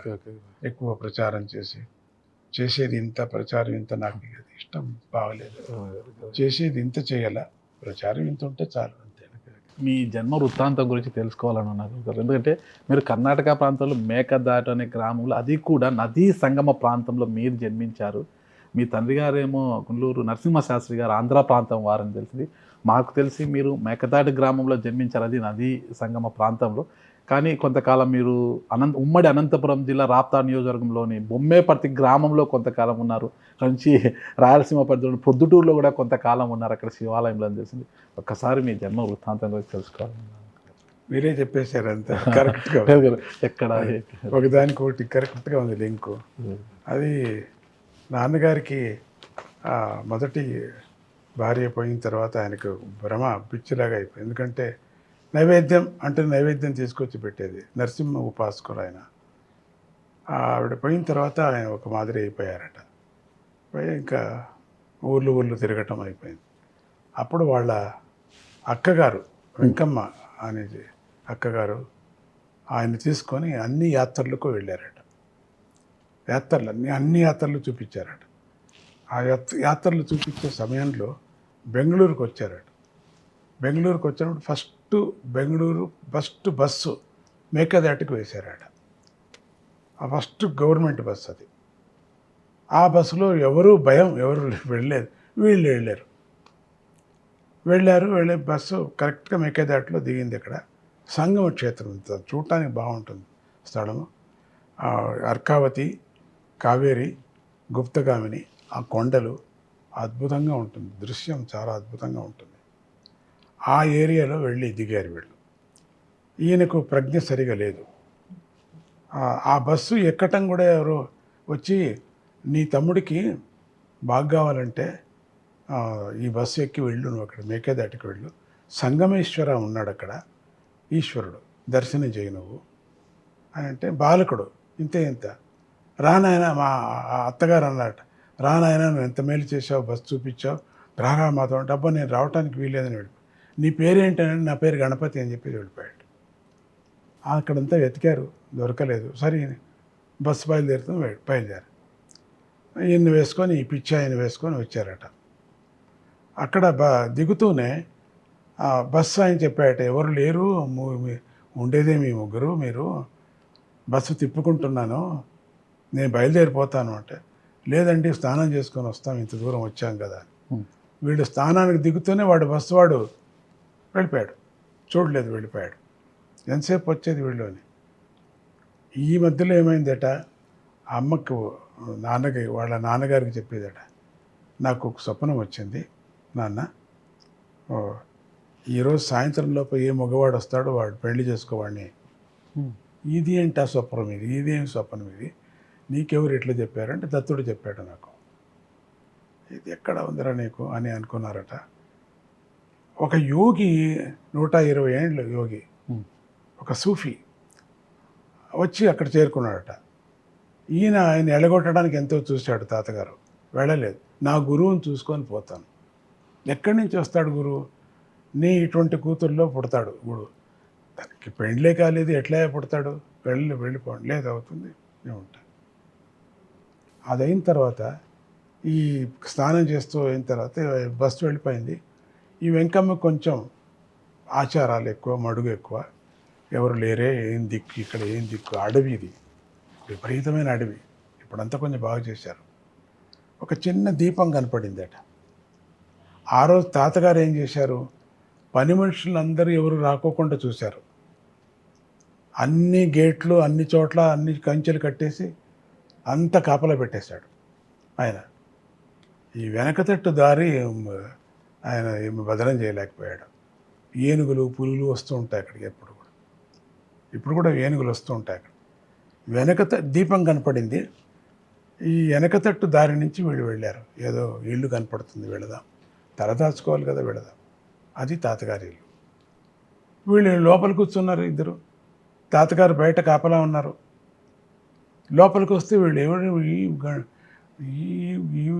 ఇక్కడికి ఎట్లా వచ్చాడు మగవాడు, ఇక్కడ ఈ ఆడది ఎట్లా వచ్చింది ఎట్లా అని చూస్తే మడుగులాగా ఉన్నారు మీరు అట్లా అని. ఇది ఎక్కడి నుంచి వచ్చారు, ఇట్లయింది. ఈయన ఎవరు? నా తమ్ముడు. ఎందుకు ఇట్లా ఉన్నాడు? మొదటి భార్య చచ్చిపోయింది, అందుకని ఇట్లా ఉన్నాడు. చచ్చిపోతే ఉండాలి, లేదు ఆచార వ్యవహారాలు చేయలేకపోతున్నాడు, ఎట్లా ఏం చేసేది? దేవుడు అంటాడు, పిచ్చి కుదరాలంటే పెళ్లి చేయాలంటారు, పెళ్లి చేస్తే పిచ్చి పోతుంది అంటారు, ఇట్లా అని ఏదో చెప్పుకొని వచ్చింది ఆవిడ. అట్లంతా ఉందా ప్రపంచంలో? పెళ్లి చేస్తే పిచ్చి కుదురుతుందా? అవును కుదురుతుంది, మా నమ్మకం అట్లా ఉంది అని. అయితే నా పిల్లని ఇచ్చేస్తాను. ఏంటి చూడండి, కులము గోత్రమే విచారించలే, నా పిల్లని ఇచ్చి చేసేస్తాను పెళ్లి. ఏమో బ్రాహ్మణులే కదా మీరు? అవును బ్రాహ్మణులే, అంతే చాలు, నాకు ఇచ్చేస్తాను. ఎట్లా పిచ్చిపోతుంది చూస్తూ. ఆ అమ్మ చెప్పింది నిజమైంది కదా, స్వప్నంలో వచ్చినది చెప్పింది కదా. సాయంత్రం మర్చిపోయినారు తాత అప్పుడే. అది ఏం స్వామి దత్తుడి యొక్క కృప. మర్చిపోయారు స్వప్నం గురించి తండ్రితో చెప్పిన విషయం, మర్చిపోయారు. పొద్దునకంతా పెండ్లి, తాళి పడుతూనే ప్రజ్ఞ వచ్చేసింది తాతగారికి. నేను తాత అంటుంటాను. మంచి నిష్ఠాపరుడు, గరిష్ఠుడు, మంచి వేద పండితుడు. ఆ పల్లెల్లో అంతా కూడా పౌరోహిత్యం లేదని వేదాన్ని వదిలేశారు. మంచి డాక్టర్ ఆయన. అంటే తాతగారు అంటే నాన్నగారు. నాన్నగారిని నేను తాతగారు అంటుంటా. ఓకే. అది తాతగారు. ఈ తాతగారిని అంతా అమ్మ నాన్న అంటూ ఉంటా అందుకని. అప్పుడు అడ్రస్ తెలియటానికోసం. ఈ తాతగారు ఆయన ప్రజ్ఞ వచ్చేసింది నాన్నగారు వచ్చిన తర్వాత అది తీసుకువెళ్ళటం జరిగింది. ఎంతసేపు అయినా పిల్లలు 5 ఏళ్ళు అయినా కూడా కాలి. ఈ ముసలాయన అట్లే ఉన్నాడు అక్కడ. 5 ఏళ్ళు అయిన తర్వాత కలగటం, మరి అక్కడికి రావటం, ఈయన నమస్కారం చేసుకొని వెళ్ళిపోవటం. సో అక్కడికి ఆంధ్రాకి మెక్కేదాటికి అనంతపురానికి మెక్కేదాటికి సంబంధం ఎక్కువ అయిపోయింది. రావటం పోవటం. బొమ్మేపర్తిలో ఆయన ఎందుకు ఉన్నారంటే ఆయన బండమీదపల్లి వాళ్ళ తాతగారిది. ఓకే. నాన్నగారి తాతగారు. వాళ్ళ తాతగారు అంతా అక్కడ ఆంధ్రాలోనే అందరూ కూడా ఉండేవాళ్ళు. అందుకని ఈయనకి బొమ్మేపర్తి ఒకటి. ఆ రోజుల్లో ఈ ఊరు నీది ఆ ఊరిని అనేవారట కదా. ఈ ఊరు నువ్వు చూసుకో, ఆ ఊరు నువ్వు చూసుకో అనేవారట కదా. అట్లా తాతగారికి ఈ ఊరు ఆ ప్రజలు అంతా కూడా రావటం. పౌరోహిత్యం లేదు ఇక్కడ అని చెప్పి వేదాన్ని వదిలేసి ఒక గుర్రం తీసుకొని పౌరోహిత్యం చేసేవారట. అమ్మగారికి మాత్రం పౌరోహిత్యం నుంచి వచ్చినటువంటిది ఏది ఒక గింజ లోపలికి రాకూడదు. అవన్నీ పాపం లోపలికి రాకూడదు. అంత పంచేసి వచ్చేసాయి అనేవారు. అందరికీ పంచేసి వచ్చేవారట. సో ఇది గృహస్థ కుటుంబం. అయిన తర్వాత స్వామి పుట్టడం కూడా ఆవిడ ధ్యానంలో ఉన్నప్పుడు మేకేదాట్లో స్వామి పుట్టారట. అమ్మగారు ధ్యానంలో ఉన్నారు. అమ్మగారు ధ్యానం. ఆ స్థలం కూడా ఉంది, కింద తట్టు పాతాళంలో వెళ్ళి ధ్యానం చేసింది. నీళ్లు దుంకుతూ ఉంటుంది అక్కడ. ఆ పిల్ల లోపలికి పడిపోయింది శిశువు. ఆ శిశువుని వీళ్ళు తీసుకువెళ్ళిపోయారు మన ట్రైబల్స్. తర్వాత అమ్మగారు ఎవరు చెప్పారు, తర్వాత వెళ్ళి వాళ్ళని బతిమాల తీసుకొచ్చింది.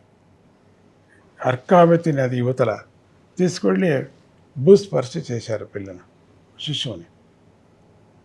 ఇది జరిగింది. భూస్పర్శ అవుతూనే తాతగారికి అంటే అమ్మ నాన్నగారికి పూర్తిగా ఆస్తికత్వం వచ్చేసింది. ఆస్తికత్వం పైన ఇది మిరకల్. ఇది ఈ ఆయన రావటం, పెళ్లి చేయటం, 5 ఏళ్ళు కలగటం, ఈయనెవరో గురువు అని నమస్కారం చేసి పోవటం తిక్కపట్టింది ఈయనకి పూర్తిగా.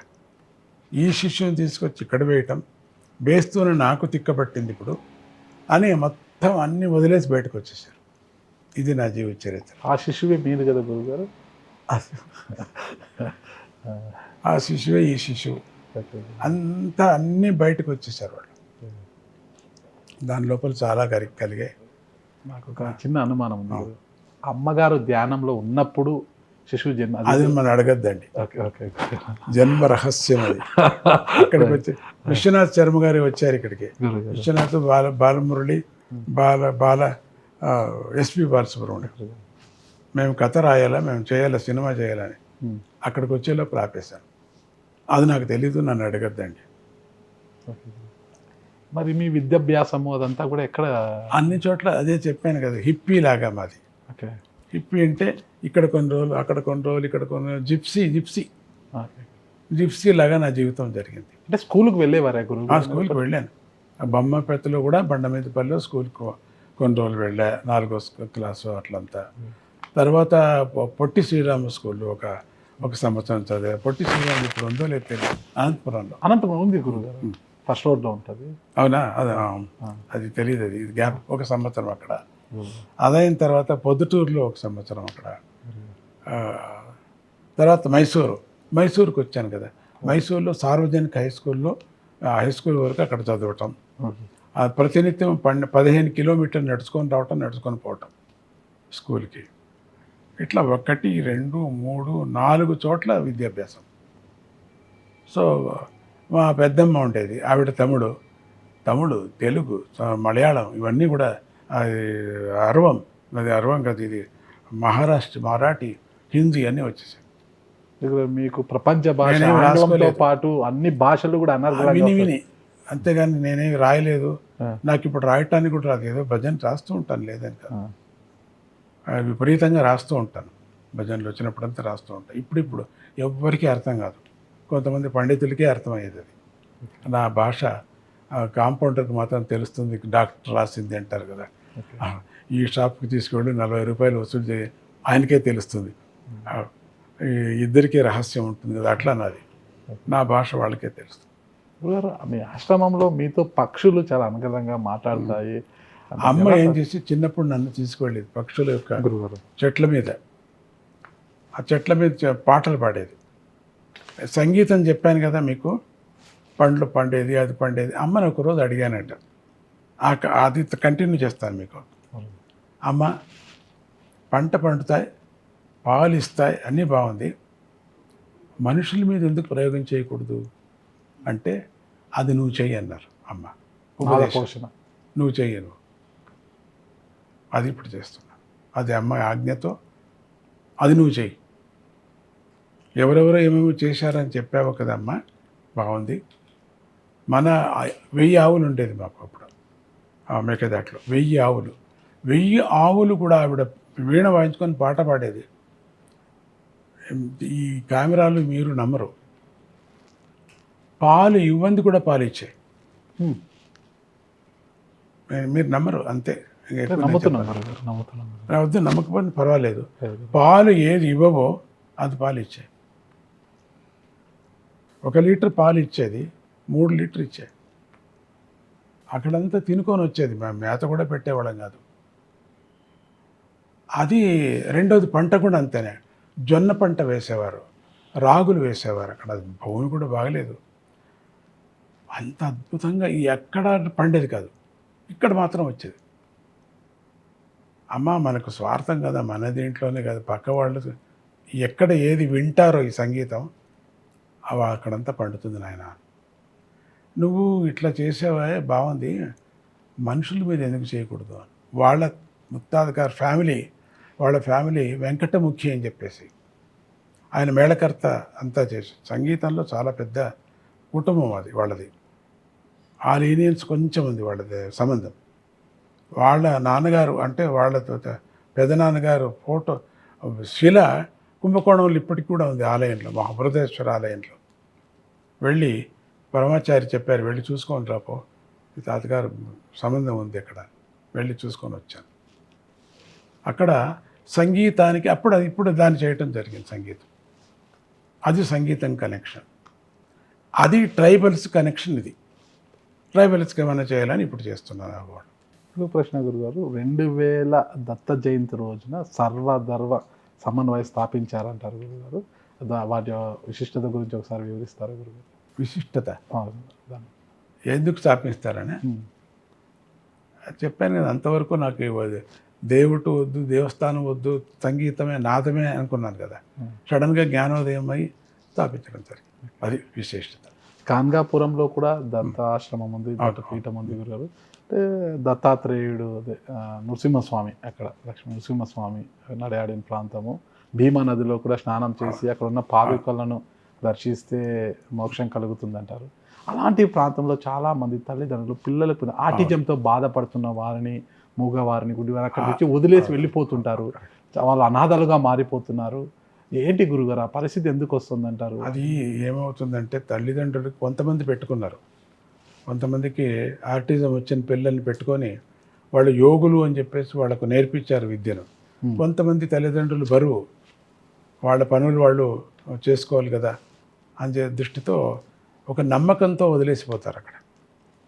ఇక భరించలేక, ఆ శరీరాన్ని వాళ్ళు భరించలేక, ఇంకా వేరే పిల్లలు కారు, వాళ్ళకి ఉద్యోగానికి వెళ్ళటం కష్టం, వాళ్ళు చూసుకునేవాళ్ళు లేక కొంత వదిలేసి వెళ్తూ ఉంటారు.